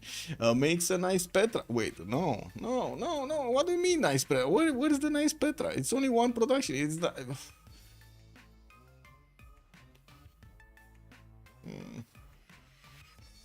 I don't know if this Petra, man. I don't know. This sounds like a Civ7 Petra, you know. The problem is Russia lost its free early Pantheon. Yeah. But still, yeah. I wouldn't really say that's extremely critical. He lost so much. Like, there was so many nerfs on Russia. Then people still play it properly. I don't know. It is what it is. Odin Chamber coming up importance from a hit. He's not gonna go for something like Warlord's Throne or Ancestral Hold to actually get more cities here, and that begs the question if he's actually gonna want to get some land attacks going against his opponent, or he's just gonna be happily simming. We do have Indonesia, of course, next to Toto. Toto is going to be next to Persia. Persia is going to be next to Illinois. This is going to be quite a bit of a chain of unfortunate events here happening. We also see that Persia did manage to also take care of all of the Elizabeth boats. There's only one galley in the open water in the north that is just going to sit there, while Shizu is going to get to rebuild his navy and maybe try again. Also, great engineer, get the Wonder G, the one double engineers, and instant Petra. Yeah. Oh, Rome got a general. We do have Mapuche getting halfway towards his scientists here, towards Hypatia. And from what I do notice, he's also going to get another encampment project on Rome's side. 2 encampment projects on Rome's side. So Rome is 3 great general points a turn. It's still 0 right now. So Sumeria is barely going to get a point from next turn. And already we have one of the generals picked up. I still don't well, I guess let's see. The first legion is out. He can double shot easily the war card. There is a possibility for TV Villageois to actually get a chop, but it's a rainforest chop. It's still gonna put some production, but of course half of what it could be. Let's take a look at Lotaro here and actually start from the left to the right to see their golden age bonuses. Lotaro, 4 cities strong, 18 science, 24 culture. He's on 35 points of production, getting his Temple of Artemis here from Picun Mapu, and I do see he finished 3 of these +3 campuses. He cannot place that many Shema Mules. That is a bit unfortunate. For the extra 3 culture points, that would have been amazing to actually have from the get-go. Well, he did choose Moksha for the extra culture. He does have one of these Roman warriors pillaging his tiles, and he's going to push it back with one of his own warriors and slingers. While he's starting to get galleys in the water, there is Veritre that is exposed to the coast. I would imagine Piramapu did get he knows about it. There is information over here, and this is quite unfortunate. Rome chose to actually do this. This is quite unfortunate. Wait, we didn't have the chop? Oh, he chopped with the Legion. That's what's happened. Okay.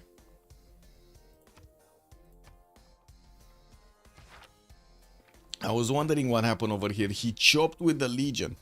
Well, there are 2 generals right now, and I'm pretty sure Rome can actually activate his Sun Tzu, so he can get his great work of writing. While we do have his slingers needing to actually upgrade into archers, we're going to need to see a bit of gold on him.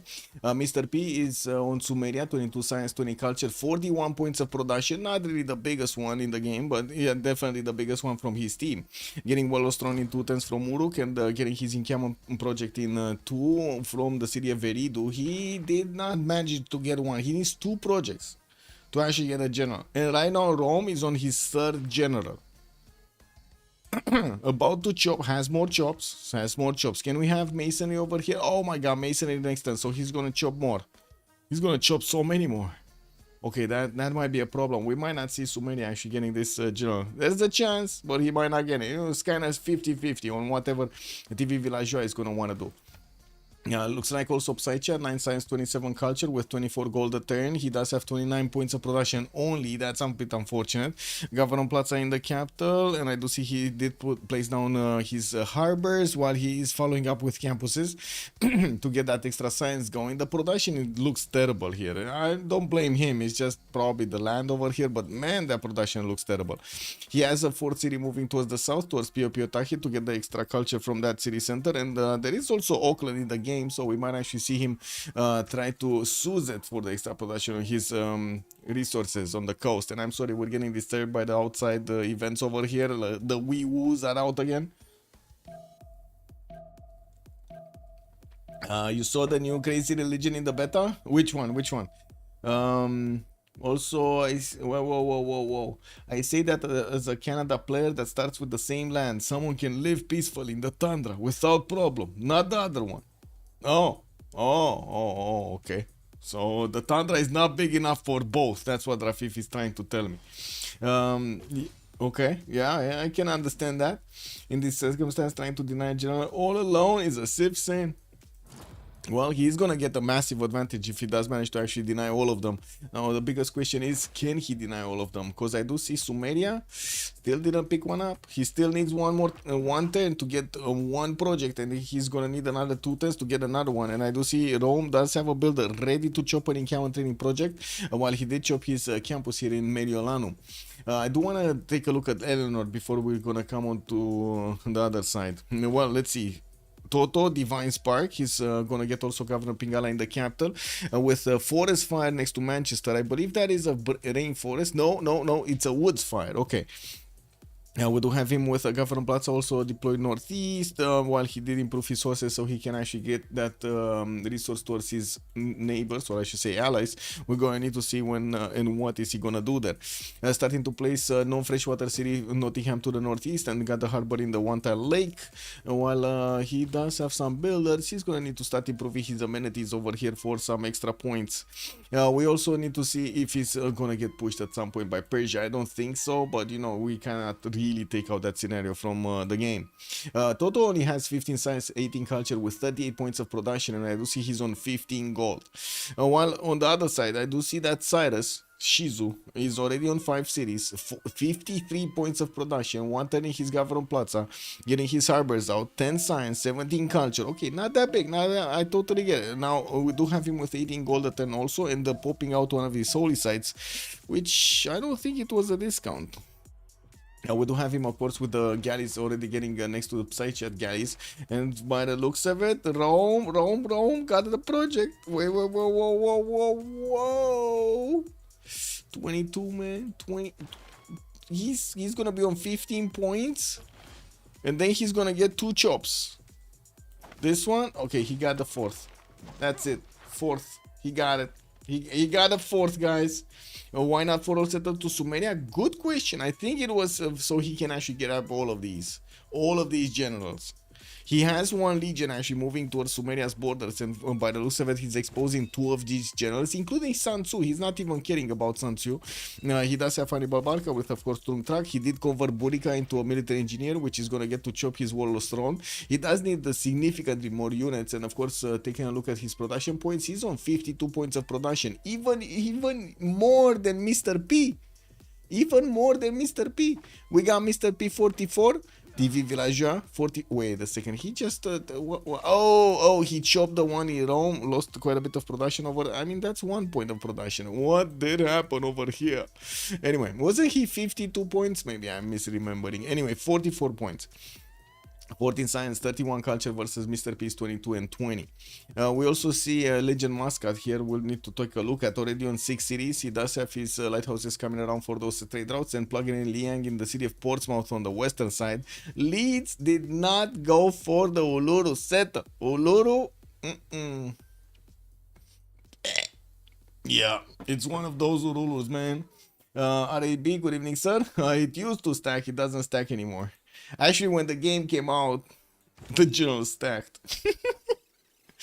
Oh man, oh man. And wait a second, why is this encampment training project still running? What is Sumeria gonna achieve getting another encampment training project? I don't know, man. Anyway, we got the first Legion's hard build, not the one upgraded over here, the first one that he got. He's hard building one from Rome. And I do have to say his encampment is a bit awkwardly placed on the backside, so he's gonna need to actually put a unit in there so he pops the units out of his capital. He does have also possibilities to start attacking into the Sumerian warriors. I'm pretty sure the war cards are way too low HP to actually do enough damage. While he can attack into them, there is a significant amount of strength on these legions to actually do the damage against the war cards. Horses did come out from the first city of Sumeria. We got one from Ur and he's going to join the coast soon. Looking on Marco, let's see, 13 science, 34 culture, 29 gold, 56 points of production. Still not the biggest one in the game, but definitely pretty good. He has more production than every one of the team members of Middle Move here. We do have Marco, the VIP, one of the VIPs. I gotta say, this is one of the VIPs, the big boys. We got Shrine in 3/10 from Palembang, and I do see we're gonna have also Pingala establishing in the city of Jambi, while his builders are going to need to start improving the styles. He definitely needs to get that spice in his capital. Got some salt mines improved for the extra amenities, and he's plugging in Magnus in the city of Banger Mason. He did not actually go for the early holy site from that city center, even though he did have two of these districts. He chose to go for a campus and a harbor in that city. Okay, he got a holy site from Palembang. Okay. I'm just thinking it would have been better to put a holy site next to Dead Sea to get the splendid bonus and get the religion afterwards. Basically, you max out every one of the squeeze out the bonuses that we have. But indeed, it would have been a bit less science, because, you know, he wouldn't have had this campus at the beginning. He would have had a campus from Palembang. Okay, sure. You be the judge of this, if this is a good thing or not. Anyway, he's gonna get a shrine, he's definitely gonna get a religion at some point, and we're gonna need to see what kind of religion it is. Mapuche is just about to actually pick up Hypatia and grab that extra library, not to mention the free science that he's gonna get. Gonna put another city towards his opponent, towards TV Villageois, while at the moment Villageois is bothering, I would say only bothering Sumeria, because he's not really doing damage here. We're going to need to see when Pickle Gene is going to get onto the map and going to get those Malo Raiders to sing. And we do have Pikumapu getting a campus, a Magnus in 2/10 into that city center with a builder coming out next turn. He did pick up Hypatia, just activated it, got that extra science going, getting his markets in his commercials to also get more traders. And from what I do see, he did get that city in Apiramapu to start building up galleys. Needs to be careful to not be discovered by the Roman slinger, because otherwise, well, Velite is going to start pumping out the galley of his own, and it looks like it did. So not gonna be that easy. Galleys coming out, Roman coast might be toast. Roman coast, yeah. This is gonna be a bit problematic here. I would say a bit problematic.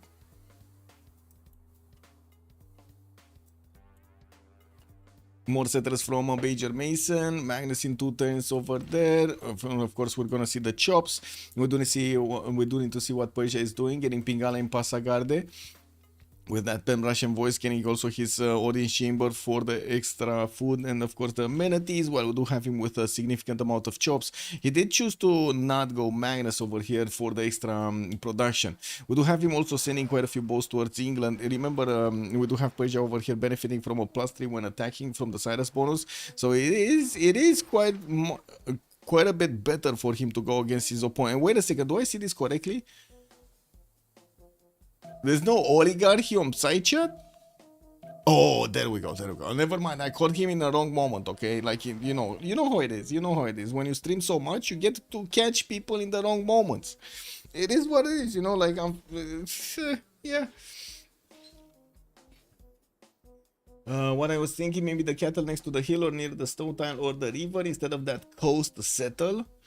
This, you're talking about in Apiremapu or you're talking about the Velitre? Because Velitre didn't have anywhere to actually settle on. I was thinking he's actually gonna get a city to the north, but he never actually did it because, I don't know, Sumeria? For Rome? He cannot get it anywhere. Wait, which cattle tire are you talking about? Was there a cattle tire? The stone. Here?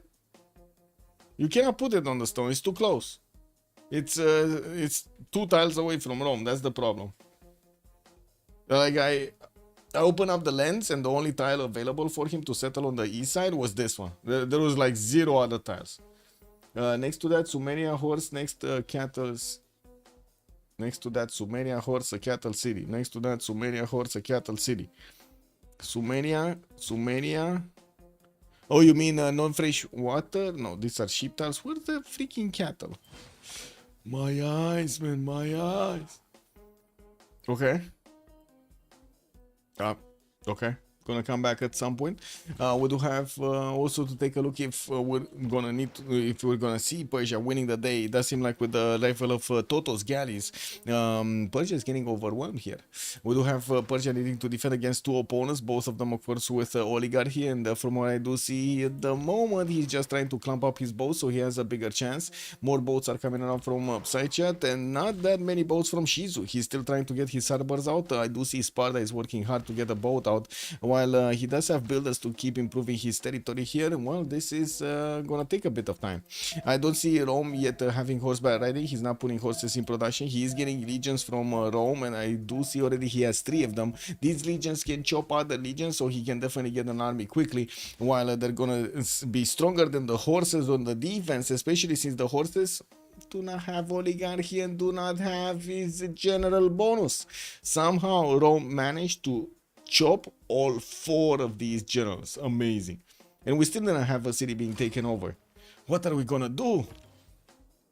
More galleys coming up also from Legend Muscat's Royal Navy dockyards. Looks like he's going for Mexico City. And Anonymous Gifter drops another one. RAB thing. Welcome sir. Thank you so much, Anonymous Gifter. On harbors, Hamatana, 110 also for Rodius Chamber in Pasagarde, while I do see Tarsus is going to get a few more lighthouses. We do see Zranka also getting some monuments. 310s for Rodius Chamber in Eleanor's territory. No theater squares. Oh, we do have one in Manchester. Okay, he's going to get a next turn. I would imagine we're going to need to see him getting quite a few projects for those early writers. Extremely important to get the culture going at the beginning of the game, and especially Toto does have that bigger production towards those theater square buildings. Pickle Gene is gonna want to actually chop this Temple of Artemis, which is gonna be a 1 and 2 and 3 and a 4. That's not that big. 5 over here. 6. Yeah. The horse actually gets in, while also he has an army of builders. We do need to see how quickly he's gonna manage to get to castles. That's the timing for Lotaro's biggest punch. That's gonna be when his muscles are starting to actually get to optimal. 26 science, 34 culture, and only 12 gold a turn. That doesn't seem that big. While he did manage to get a few galleys out to fight off Rome, it doesn't seem like he's actually gonna do that much damage. Rome did manage to get 2 of his galleys out, and he's actually defending quite nicely. On the city state side, which we didn't actually take a look at, we do have Yerevan with Armaga, Laveta, Candy, and Jerusalem. 5 of these religious city centers. Whoa! And then we're gonna have Mohenjo Daro with Caguana for the culture. Looks like Oakland is gonna be with Mexico City for the industry. Preslav with Granada for the military, and we do have Samarkand for the trade bonuses. Okay. 5 religious city-states with no actual religious civ in the game. Well, I'm pretty sure we're gonna see who is it? Who got it? Indonesia did manage to get this out. So yeah, the holy site. And it looks like he's also started to build the entertainment complex next to it. Might even try to go, wait a second, is this gonna be Colo Chop? This is Colo Chop. Palembang getting Magnus, 2 turns, getting another builder, 3 turns. Already 2 builders are out and trying to do stuff over here. While yes, we do have a few levied units from Jerusalem. That shouldn't be a problem. He's gonna try to chop that Colo. He's getting ready. And there is a massive attack going towards the city of Sparta, while the Persian galleys are trying to defend. This is all, I do see Sparta is starting to actually 1-turn galleys. He does have builders able to chop from both Pasagarde and the city of Sparta, so I'm pretty sure he's gonna try to get some more boats out. He has some boats in the northwest, keeping the choke point, so he's not gonna get attacked right there. And I do see a Tikiha. Can you imagine the sight of these guys? Can you imagine the Tiki Hatians view of the world over here? They're just sitting in the desert not doing anything. They're just sitting on the beaches over there on this island, and they're watching boats fight and like go down under, burn, start burning and stuff like that, and being destroyed all over the place. It's like watching a football game for them. Like they don't even know what's happening. It's like, wow, man, wow, whoa, whoa, whoa! Look at that boat! Look at that boat, man! Look at that boat! It's about to ram the other one. Yeah. I told you, 5 coconuts. I win 5 coconuts. Okay, next up, you double or nothing. Double or nothing. Okay, next boat that actually rams into the other one. Double or nothing coconuts. Many thanks for the sub. Yes, many thanks, anonymous gifter. Much appreciated. Rome just levied the city. I think, he did levy a city. Not sure for what, but he did levy a city. Because these are allies. Is he gonna try to actually get a city out here? He might try to take out a city. Maybe Samarkand. Maybe he wants to take out Samarkand. Because, let's see, Victoria is his ally, and we do have Indonesia as his ally. So he doesn't really get to do anything here. I love to watch the war in drinking my coffee. They probably think, yeah. The coconut coffee, because what coffee in those days, no? Like, imagine these guys don't even have like shoes or stuff, right? They're just on a tiny island and that's it. And horses. Okay, they're riding horses. That's the only thing that they have as fun. Swimming and riding horses. And of course watching all of the people, some people, aliens probably from their point of view, just smacking each other over here in pinkish boats and purplish boats. Cake W, man. Escape city plan. Yeah, I think this is escape city plan. He does need to upgrade these though. If he wants to actually do enough damage to Samarkand, he needs to upgrade these. That's gonna be a long time. This is like a plan for like 30 turns or something, or 20 turns to get Samarkand. Okay, we do have Sumeria getting another settler east side on that river, and it looks like they're boxing into Villageois. This is starting to get to the dangerous part. We do have a 4th Legion coming down from the capital city. I do notice Villageois did manage to get that warlords thrown out. Quite a few more galleys in the south of Velitre, watching the galleys of Mapuche, and of course Mapuche at the moment is taking a bit of a break from building galleys. He's going for engineering, and of course getting closer to his castle's upgrade, and trying to also get some granaries for the extra food, while his builders are gonna start chopping here. We do have him starting to place down a few theater squares for the extra culture. Still 20 science and 35 culture is kind of the same level as Trajan's 25 and 35. Now we do have Mr. P here with 35 science and 27 culture, since he did manage to start off with those campuses, put down a few of these ziggurats, a very good one in the capital, and the city of Vuruk is right now on 33.6. Well, let's see next turn when he's gonna get to upgrade these tiles, man. Oh man, did he get the watermill? So there still is a watermill to build, and he still has at least 5 farms that he can build here. This is not floodplains, right? This is not floodplains. No, this is just grassland. This is not floodplains. So only 4 of these are going to be flat on the floodplains. And he's going to need, of course, to get, I would say, farms in Ur as well, the city in the north. 4th city about to pop on that main style, while I do see the 4th Legion of Rome is getting out. We do have basically a line of generals just spooking out all of the Sumerian horses. And I can't believe not a single city has been taken. Attack is over. Looks like the Tiki-Hatians are actually seeing the survivors here of the galleys. Well, they're now spreading the coconuts to all of the winners. Now we're gonna see also Sparta getting that campus out in 4 turns, and I do also notice Shizu. Wait a second, do you want to chop that rice or do you want to take that rice home? That's the question. Build a farm or chop the rice? One of the two. Rome got all of these generals and no push. I'm very surprised, right? Yeah. I get it. It looks like he's extremely defensive, and this, like, I get it on some sense because he didn't manage to get the timings correctly, and he really wanted to get all of the generals away from Sumeria. That was a lot of production, an insane amount of production, but at least he did it. He could have, I think he could have, with the time he spent to get the generals, he could have gotten a few horses out if he actually beelined towards horseback riding, like got the camels, like got the bronze working, and then go directly towards horseback riding. That might have given him just enough time to get like 2 or 3 horses out, and Boom! The city of Eridu might have been taken out. Yeah, maybe it would have been slowed down by opponent's units. There were 2 war cards at the beginning and 1 warrior that would have slowed that down, but he still had, you know, so he still had the horses to actually be very quick, and he had so many chops from the builders. No worker wants to meet that tribe. The worker wants to meet the tribe? Oh my god, man. They're actually gonna give them shoes and pants and t-shirts and caps? No? Oh, well, yeah, this is what it is.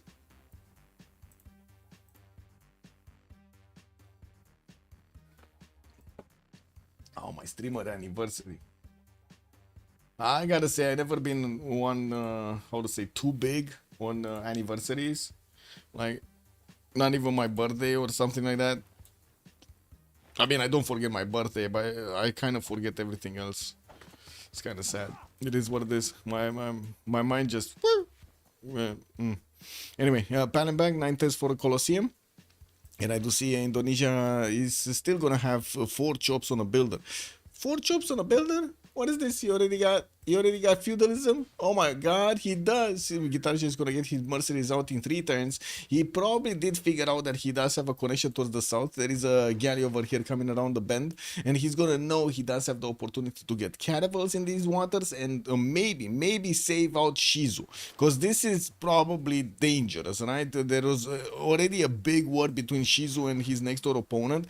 Shizu does have a bit of strength, or a bit more strength. Like you see, his galleys are a bit more stronger than the English galleys. We're going to need to see if he's going to manage to push forward and of course get some more space over here against England, while he's just going to slow down Marco from getting everything he needs for that caravel timing. That, or I should say not Marco, sorry, Toto. Yeah, we got Shizu here getting more of those galleys out. So Toto getting currency, we do have Marco getting currency. Also Mercenaries coming up in 3, while Toto is going to get his civil service in 4. I do see TV Villageois is trying to get his civil service for the extra +5, while Mr. P is trying to do the same. Well, they're gonna need to get them in couples, because otherwise that's not gonna be good. We do have also Mapuche putting down another campus from Nagmapu and increasing his science per 10, 29 and 40 right now, getting his feudalism builders out, and 70 points of production. Does look good. Getting construction in 3 with recorded history in 1, finish his Temple of Artemis, while he's also chopping down that deer tile. I would imagine that might be another theater square here from Engulumapu. He does need to actually get a 7th population to put another district, and I do see he started chopping those rainforest tiles to add the extra food to that city center. While Nulmapu did get placed onto the southeastern coast, and also gives him the ability to try to poke a little bit Armagh. If he does manage to get like 2 horses out and a galley, he could definitely take that city down. We do have also Rome managing to get a few of his horses out and putting his Roman legions right in the face of his opponent. I gotta say, these horses of his opponent, of Sumeria, have 0 chance to actually take out these Roman legions and come out alive here. They're taking so much damage, they're going like half strength down. That's a problem. Also, Iphigenia is mentioning it's a sentinel island all over again. The tribe just shoots arrows whenever someone tries. Yeah. Wait, tries or moves? I mean, that could be a national sport for them, Iphigenia. I can definitely see that happening. It's not like they can... Oh my god, they took the gold, man. They took the gold. The slingers actually went in and took the gold from the naked people. That was all of the coconuts. They got all of the coconuts. You saw how many of those? Oh my god, 37 coconuts. Red Slayer, good evening, sir, and welcome. I always forget to bet for the winner. Basically, this is not the winner prediction. This is the who's gonna take the first city prediction. Then we're gonna have the winner prediction. We changed it because Echo Supreme had a very good, very good addition, a very good suggestion, and he said, okay, why not make this? So now we have actually 3 predictions going on every game. Very nice. more points. 6 for that Colosseum to come out, and of course more builders from Indonesia with the feudalism bonus to start improving all of his territory. Now I do see he's gonna get 2 more chops into that Colosseum, and both of them with magnets. I'm hoping this is actually gonna go through. We do have him also with a possibility to try to grab another tile in the 3rd ring, but that's gonna be expensive, and I'm not sure if they can afford it, especially since we're not far away from getting either, you know, Lotaro's Malo Raider timing or the Caravel timing of the other nations. Toto on 2 turns mathematics. We do have Shizu already 3 turns Buttress, and of course that puts him a little bit ahead, not that much. And we do have, by the looks of it, a big hurricane in the water here in between them. There is a possibility for Persia to actually take out and trade one of his boats with his opponent. While I gotta say, he definitely needs a lot more of these. He did manage to do very well to keep away England from actually his borders here.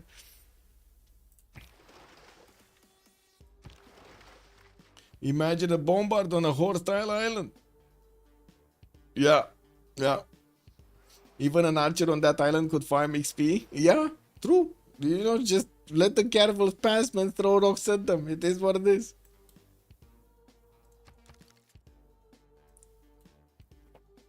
More boats. Tarsus, Passegarde, Hangmatana. We do have Kagwan over here getting that ancient volume 1. And by the looks of it, we're going to have quite a few campuses also coming around from Plymouth right now. Toto did not go for the theater square in the capital. He's going to get that +5. That sounds good. Amphitheaters in his theater squares for those writer points. He's already on 3 writer points at 10, while Mapuche is on 1. No great scientist at the moment is going to be available, or a good one. We do have Coleus as a merchant, and I don't think any other got picked up. No. We did have in the animal screen Themistocles being picked up by Victoria Age of Empire, Gaius Dulius on the side of Indonesia, and Timur on the side of Sumeria. And I feel a bit uncomfortable. I need to release my... give me a second. I need to release the pressure. Oh.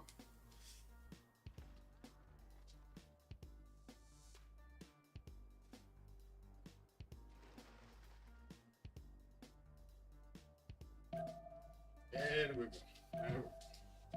A bit too much heat is what it is. And I'm sorry, what were you thinking? Oh man, I had to put some shorts on because yeah, too much heat, man, too much heat, too much talking, too much heat.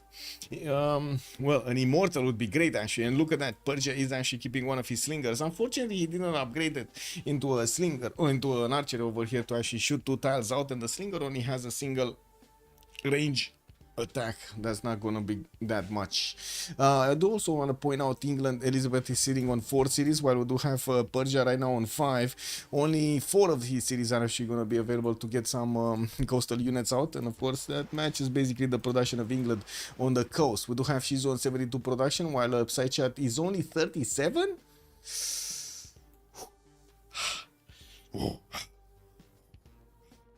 That sounds bad. That just sounds bad. Is this spawn diff? Chat, is this spawn diff? This kind of looks like spawn diff, no? Yeah. Hurricane to wipe out the English boats. Oh my, it kind of did, right? It kind of did. Persia can get in and start actually pillaging tiles soon. And I do see he's smashing through the other boats quite easily. We do have him getting to overwhelm the numbers in the east side of Hull, and that city only has the harbor out and of course a galley on it. We do have also more of these galleys coming out from Passegarde and Sparta. He's starting to actually get ready for the caravel timing. He might not even need Indonesian help, can you imagine? And then we were thinking, oh, the God and Savior, Indonesia is gonna get through the choke point in the south and he's gonna take out Elizabeth. Doesn't seem like it's happening. I don't know what to say, man. 2 tiles also for Colosseum from Palembang, and Anonymous Gifter dropped another one to Red Slayer. Welcome, sir. Thank you so much, Anonymous Gifter.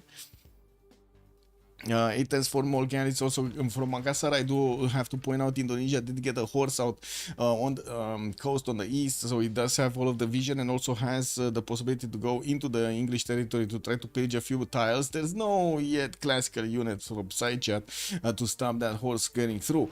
Indonesia getting galleys on the east will also allow him to get a navy on the right side, not really needing to actually get his boats all the way towards the south to interact with his opponent.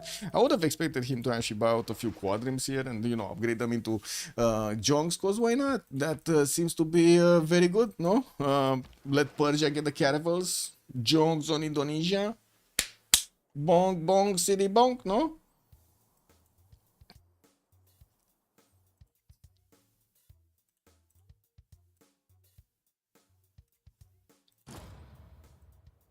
Oh, what's going on? Okay, so Rome right now is starting to actually get into the Sumerian borders. Is pushing in with the legions and did significant damage to the Sumerian horses. We do have his watermill coming out from Rome, and I do have to point out Mr. P did manage to get to 44 science with 29 culture and 95 points of production, while TV Villageois kind of stayed on 58 points of production. We do have him on 34 science and 39 culture. 5 turns for more settlers to come around from Mr. P, even though he's getting pushed significantly in the city of Nippur. He's 3 turns out from stirrups. And he has 0 pre-builds, or I should say no, 2 pre-builds for those knights, the war cards. We do have also a few archers coming around from his cities, and from what I do notice, he got his builders with feudalism points. Yeah, they are with. I hope so actually, because I don't know. This could be from the capital anyway. 4 charge builder. You do get 1 extra charge from Liang in any case. Oh my God, what is this? 50 production city? Oh, sorry, it's 60 production city. Excuse me? Okay, now is the time TV Villageois needs to move forward with these legions. Can you imagine getting a general over here? This is the flanking, right? He can get them to Eridu so fast. 2 turns, bonk bonk, city, at the city center. Also get some med packs over there. While, of course, the horses are going to need to keep away these other legions from the city of Nippur. And they're going to be in trouble if they actually go forward. Yeah, we do have Rome also sending a few units towards Mapuche. Quite a few horses actually got sent towards Mapuche. While I do notice swordsmen are coming out from his city centers. We do have Rome trying to push in quite hard in Apiremapu. With the swordsman inside, this is not going to be easy for the galleys to keep attacking into it, and it's only 2 galleys with the other 2 actually on the eastern side quite banged up. I'm surprised we don't see these galleys going back to his city center so he can try to get some extra heals going. Shizu is 4 turns away cartography, while Toto is only 5 turns away. You know, just casually only 5 turns away from his buttress. I think we know where this is going. Let's take a moves. Let's take a moves. We got some let's take a moves. Let's see. No, we actually didn't have. I think he lost one of his horses, right? That did attack, took out that war card from Nippur.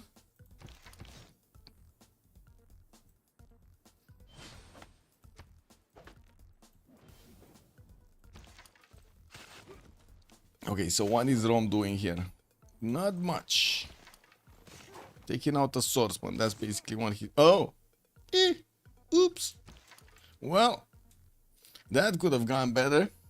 I'm pretty sure Pickle Gene over here is going to try to get that swordsman into the city center and promoted next turn. We're going to need to see also if he's going to manage to put units in the front of the city so he doesn't allow the next horses to come around.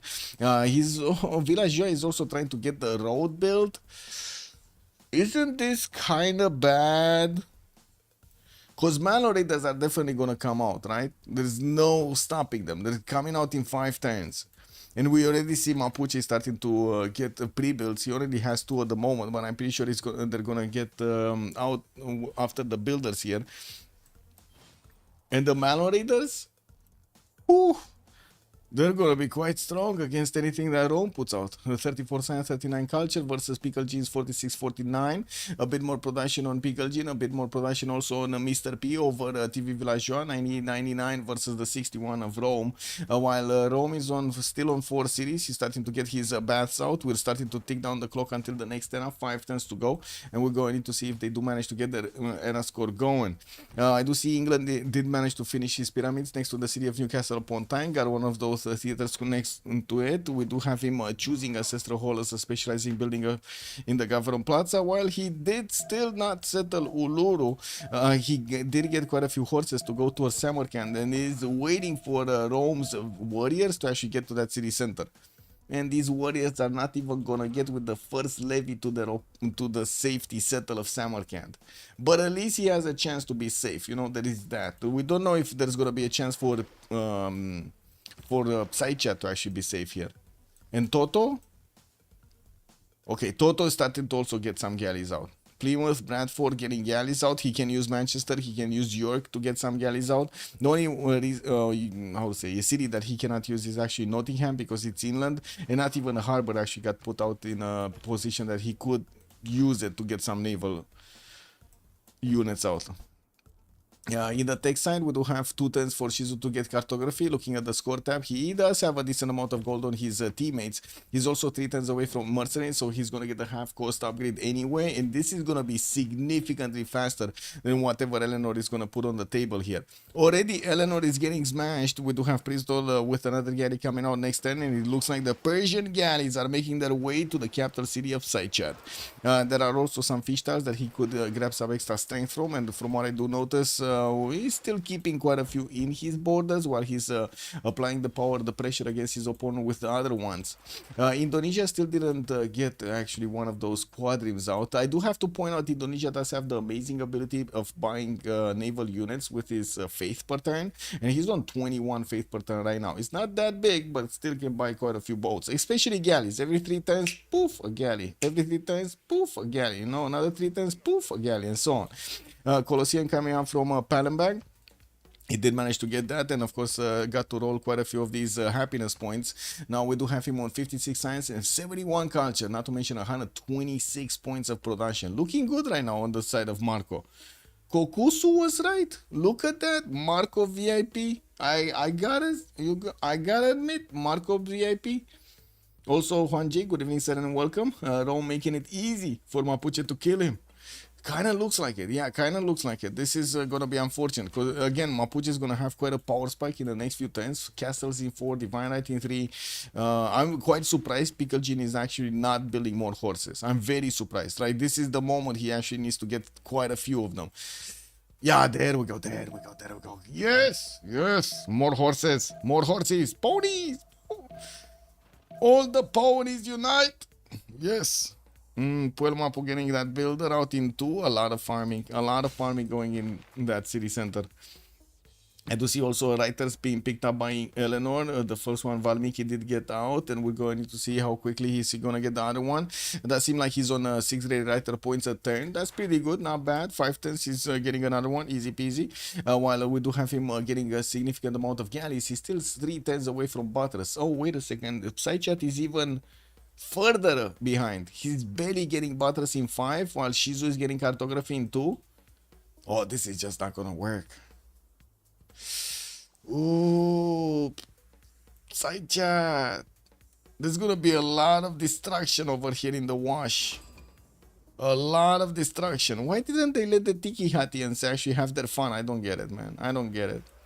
The Tiki Hatians were so valuable over here, just, you know, being on the sidelines and just cheating. Can you imagine like that scene? You see it from the galleys, right? You fight everybody like it's ready over there with full armor and swords and archers, whatever they were calling. All right, they were actually keeping on those galleys.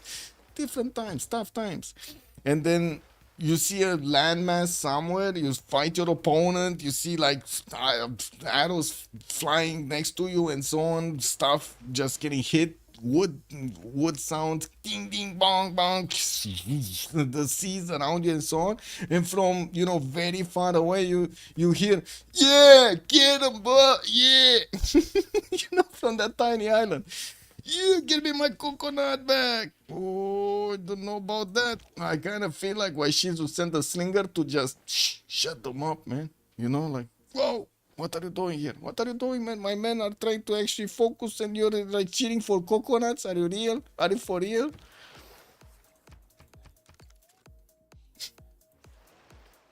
Oh, man. I don't know. Today I kind of have a lot of... I'm in the mood of making fun. You gotta tell me if I go a little bit overboard, but you know, it's one of those days. We do have knights coming around from Mr. P, and finally he's gonna get a stronger unit than the legions. He does have the ability to push into the legions with this stronger unit. We do have more units also coming up from TV Villageois. He does have 3 legions already coming around, and I do notice he did not manage to get into the borders of Mapuche properly. There are still galleys from Rome on the coast, and I don't see Mapuche having an easy way to actually take these down, while he did get swordsman to actually protect that city center. The horses are gonna be the valuable thing here.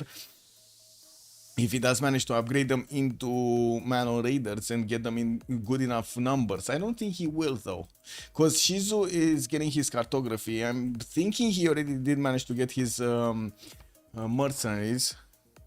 Yes, he does have his mercenaries. So we're gonna have galleys turning into caravels here from the city of Sparta and Passagar the next turn, while he's also gonna manage to get to roll into quadrims next. We do have finally the first quadrim coming up from Makassar.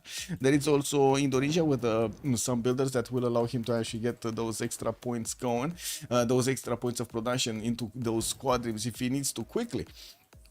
And getting the Jongs is gonna be important. Well, in the era score, I do see Pickle Genie is 4 points off from getting a Golden Age. Mr. P is 10 points off from getting a Golden Age. Side Chat going dark. We do have Toto going dark. It looks like Shizu is going dark. Legend Mascot is going dark. No, sorry, it's going Golden Age. He already did manage to secure it.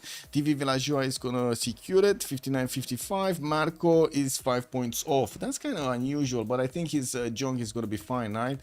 Divine Right, did he just get Divine Right, or he's getting it in 2 turns? I think he's getting it in 2 turns. That might be a bit too late. That might be a bit too late. If he didn't get it right now, that will be a bit too late. That's a bit unfortunate. Let's actually see. Era score 54-59. Yeah, he does at least have the upgrade button, but you know, you actually need Niter for these chunks. It's kind of, you know, unfortunate, but cannons just don't shoot without Niter. You know.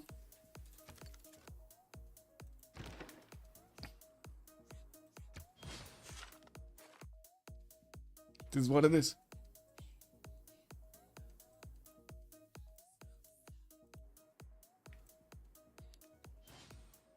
Okay, so we do have Purge upgrading his 5 caravels. Toto is 1 turn buttress, side chat 2 turns buttress. Let's see Toto's fleet. Oh, there are Persian caravels in the south of Zanka. Also, they did get upgraded on the coast. I didn't actually see if some of these boats actually got out here.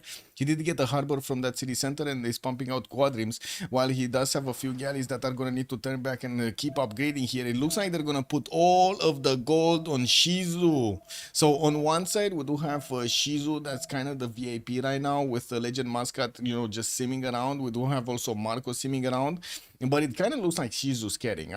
You know, I hate to say it, but it looks like, you know, the VIPs of the game, Legend Mascot and also Marco, seems like they're taking a bit of a sideline kind of role in this game, and then Shizu is all out fighting on the left, on the right, everywhere. 3 nations, man. He's just totally overwhelming his opponents here. Let me actually put up the chat. Oh, Papa's good evening, sir, on YouTube. Also, Joshua Smith, good evening, sir. Civ7 will be good in 5 years. If it is still viable economically, yeah, sure. If anything can happen in 5 years, man. We can get to the moon, we can get back, we can get to Mars and get back. Anything can happen. You know, like, it is what it is, man. In these days, I don't discount anything. It just is what it is. What do you think, guys? What are the chances? Okay, I need to actually put up a poll. I'm actually curious about this.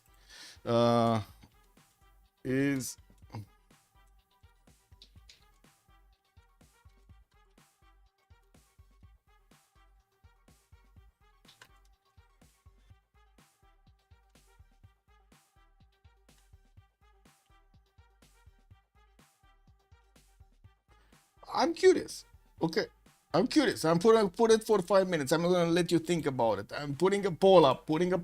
Is Civ7 gonna be good in ... Is it gonna be 6 months, 12 months, 2 years, 3 years, never? I don't know. Chat is gonna tell me right now. What is going on, chat? 2 years. Somebody just put on 2 years. We had also in YouTube 5 years. I guess you can put 3 years. For 3 years, 5 years, that's just an eternity anyway, right? So Anyway, horses coming up from Birmingham, and I do see Indonesia still did not upgrade his squadrons. Looking at the army tab here, there is no niter on any side, to the south, we do have already Persia getting those caravels upgraded against Toto. Toto is trying to get to cartography and mercenaries. He's four turns, very late on getting these. And from what I do notice, unfortunately, he is very exposed also to these caravels of Persia. I'm a bit surprised we don't have Persia sending his galleys back, just letting the caravels to deal with the problem on the front line so he can upgrade a few more. It would be extremely valuable to have at least 5 units to take out as many of these galleys as possible, but maybe we're gonna need to see him choose his targets here. He can try to do 2-1s, right? 2-1s, like hit with the caravel, hit with the galley, hit with the caravel, hit with the galley, and manage to take out one boat at a time here, which will still expose the galleys to some counterattacks, but I'm pretty sure the caravels are gonna get the experience points and gonna be stronger, better next time. Okay. Persia, get in, bro. Get into the fire. So he's keeping this city of Hull from pumping out any boats, and we do have him getting in towards the main city of Bristol. It does seem like he's keeping Birmingham from actually getting any boats out, and this is extremely problematic for side chat, especially when those junks are going to come out from Marco. That's going to be dangerous. TV Villageois did manage to get Niter, 5 Niter right now on that guy, and he's going to put it, he's going to give it to his allies there as soon as possible. Mapuche did also manage to get his Manor Raiders. No, he still did not discover his castles, and I do notice we did jump into the new era with golden, normal, dark, golden. So it looks like Mapuche's opponent is gonna be in a golden age, so he's not getting out of this. He got a golden age, he's not getting out. It's one of this. Okay, chat is saying 2 years or 3 years.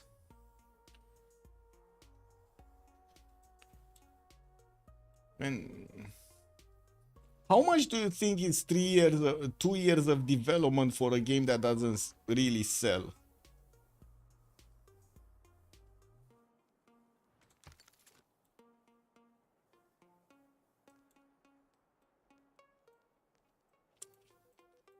Just, try to settle expectations over here, because otherwise I don't want people getting, disappointed. I'm disappointed myself about what's going on, but that's, whew. Trying to keep alive the Civ6 stream, at least, the scene.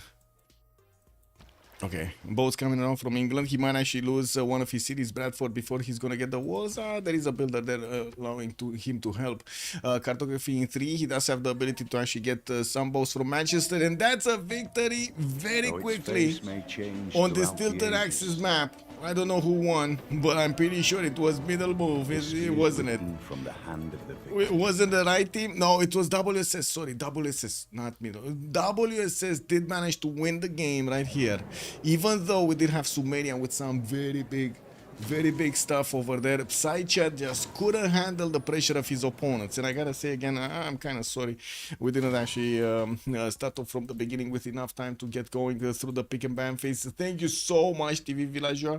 Merci beaucoup, monsieur, for letting me know that the game was actually 1 hour earlier.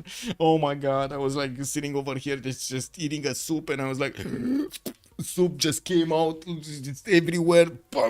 Yes. Did you see I wasn't even able to type properly? Oh my god, man.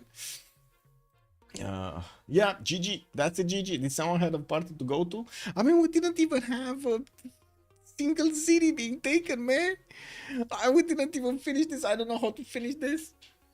Oh man. Anyway, let's get into the chats over here of the players and see how's going. Wait, am I getting again? Guys, this is getting to the ridiculous level. So I get like these messages. I'm not even gonna stop this. I'm getting these messages all day long, bro. These messages, like these bot messages, they're like the same all day. For all the same. All of them the same. They're asking the same thing, exactly, like a little bit changed. It kind of sounds like I was doing like,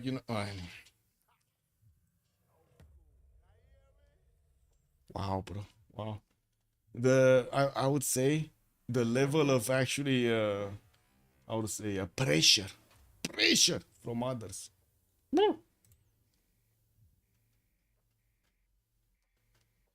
Crazy, man. Okay, let's get here.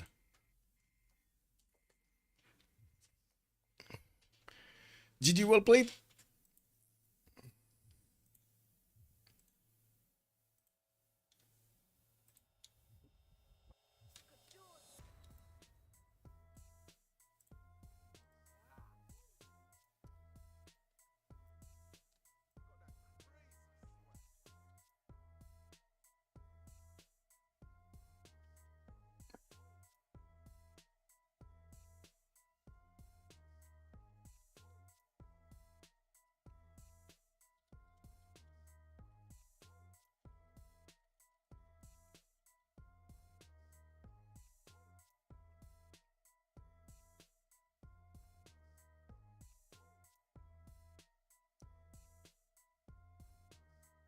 Yeah, yeah, big Kilimanjaro, and it's already exploded over there.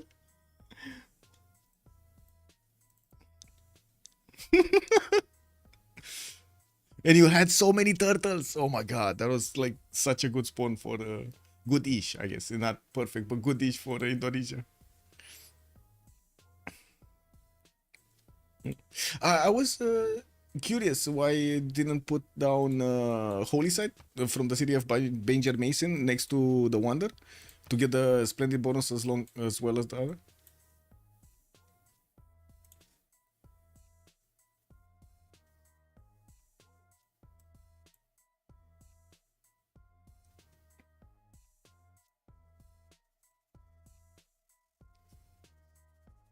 Ah, I see.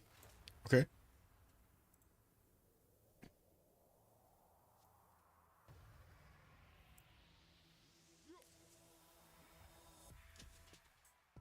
Yeah, yeah, I did.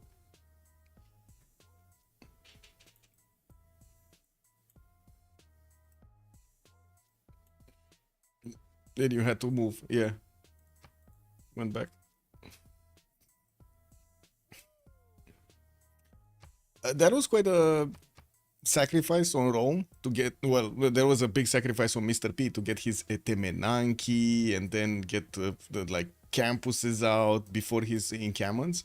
And I was surprised why you saw that, or you didn't see that on Rome. Because I was thinking you definitely would have had the timing to get some horses over there with the first general.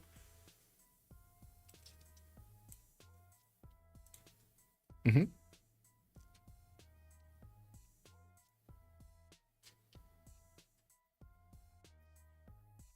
Yeah.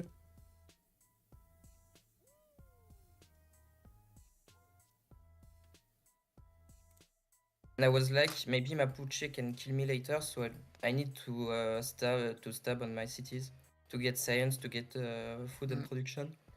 And then later I will just spam units, spam crossbow. I think it was a good call to go on me with Mapuche. Yeah, because When you you were have the only enough, one with him for yeah, for them. and that was so annoying. My land was not that good, and it was difficult for me to go war on you. And so when you send me some units, general, it's so annoying. I can't see him anymore. Yeah. And, yeah, you did your job. We lost the naval, and you were still alive and good. Yeah, and I was killing a city state, so I was escaping. Yeah, it's quite easy to escape on Tilted. Yeah, except like if there is a Vareg or a Tamar, because once Yeah. they denied your city state, you're dead. It's quite annoying, but you can do some galleys and go to the opposite side of the map. It takes 20 turns, but you can do it if you. And Sometimes. yeah, and I didn't think we would have the naval control, but yeah, you weren't naval with your Mapuche, so I could just send a settler. Mm. And I never die, you never. I mean, I did a peaceful death, I think. Yeah. I think I came to the boss because there was Jonks from Marco. But I was so scared because I got no typo. I think I finished my first hardboard on 35. Yeah, it was quite late. So I was like, Why so late? You didn't go campus? no, I did go harbor first, but since I got city, Okay. 2.1 city, and PH match order, it was like 5, so 10 tons settler on my B3, my B2, and there was the galley of Elizabeth and my. Like I need to make galley, builder, I need to make a lot of things. Why Elizabeth science was very low early? Like what happened? Like she made a lot of galley to try to real me, and like we real boss ourselves. Yeah, you get it done. Why is it? I thought I had more time as England, I know. but he dropped a lot of galley on one TT on Zonka. And He had a lot of science. So I think if you spawned more galleys early, you can take the tiles, and it's Persia game is over. You can do stuff. You can do anything to it. Did I spam more galley? Yeah. You know, Sure. but your first 2 galleys in his cap. If you had like one more, like you can take the harbor tile. Like you mean because he was Elizabeth or building you the mean harbor. Yes, Elizabeth, I je know. parle Elizabeth. Elizabeth, if you spam if you spam more Ouais, bah, galleys, je sais bien, j'aurais dû spam Persia plus. dies. I think Persia dies this game. Well, not dies, but he's gonna lose naval. Not die, yeah, but He's the gonna lose naval. relevant. He's gonna lose naval. Yeah, that early But, pressure would have been critical here to like keep Persia from building too much. You were 2 versus 1. Our main problem was England free sim without seeing any units, and Persia and Rome able to do a lot of damage on sea and land on all players. We were not making any gold. Like I got Twitch up on my B2 of Mace. I wait 30 turn with 3 builder on it. They chop copper. Yeah, whatever. Yeah, so GG guys, well played. GG, well played. It was a quick one. Yeah, fun one. Quick but fun. Have a good one. Fun? Ah, yes, amazing. And thank you so much, Villager, for reminding me, man. I saw 1930 and I thought it's the usual hour and just like totally forgot. And I was like here eating soup right when I saw your message, and I was like dropped everything. No, get in, start programs. Yeah. Do. Good try. Yeah, thank you so much. Man.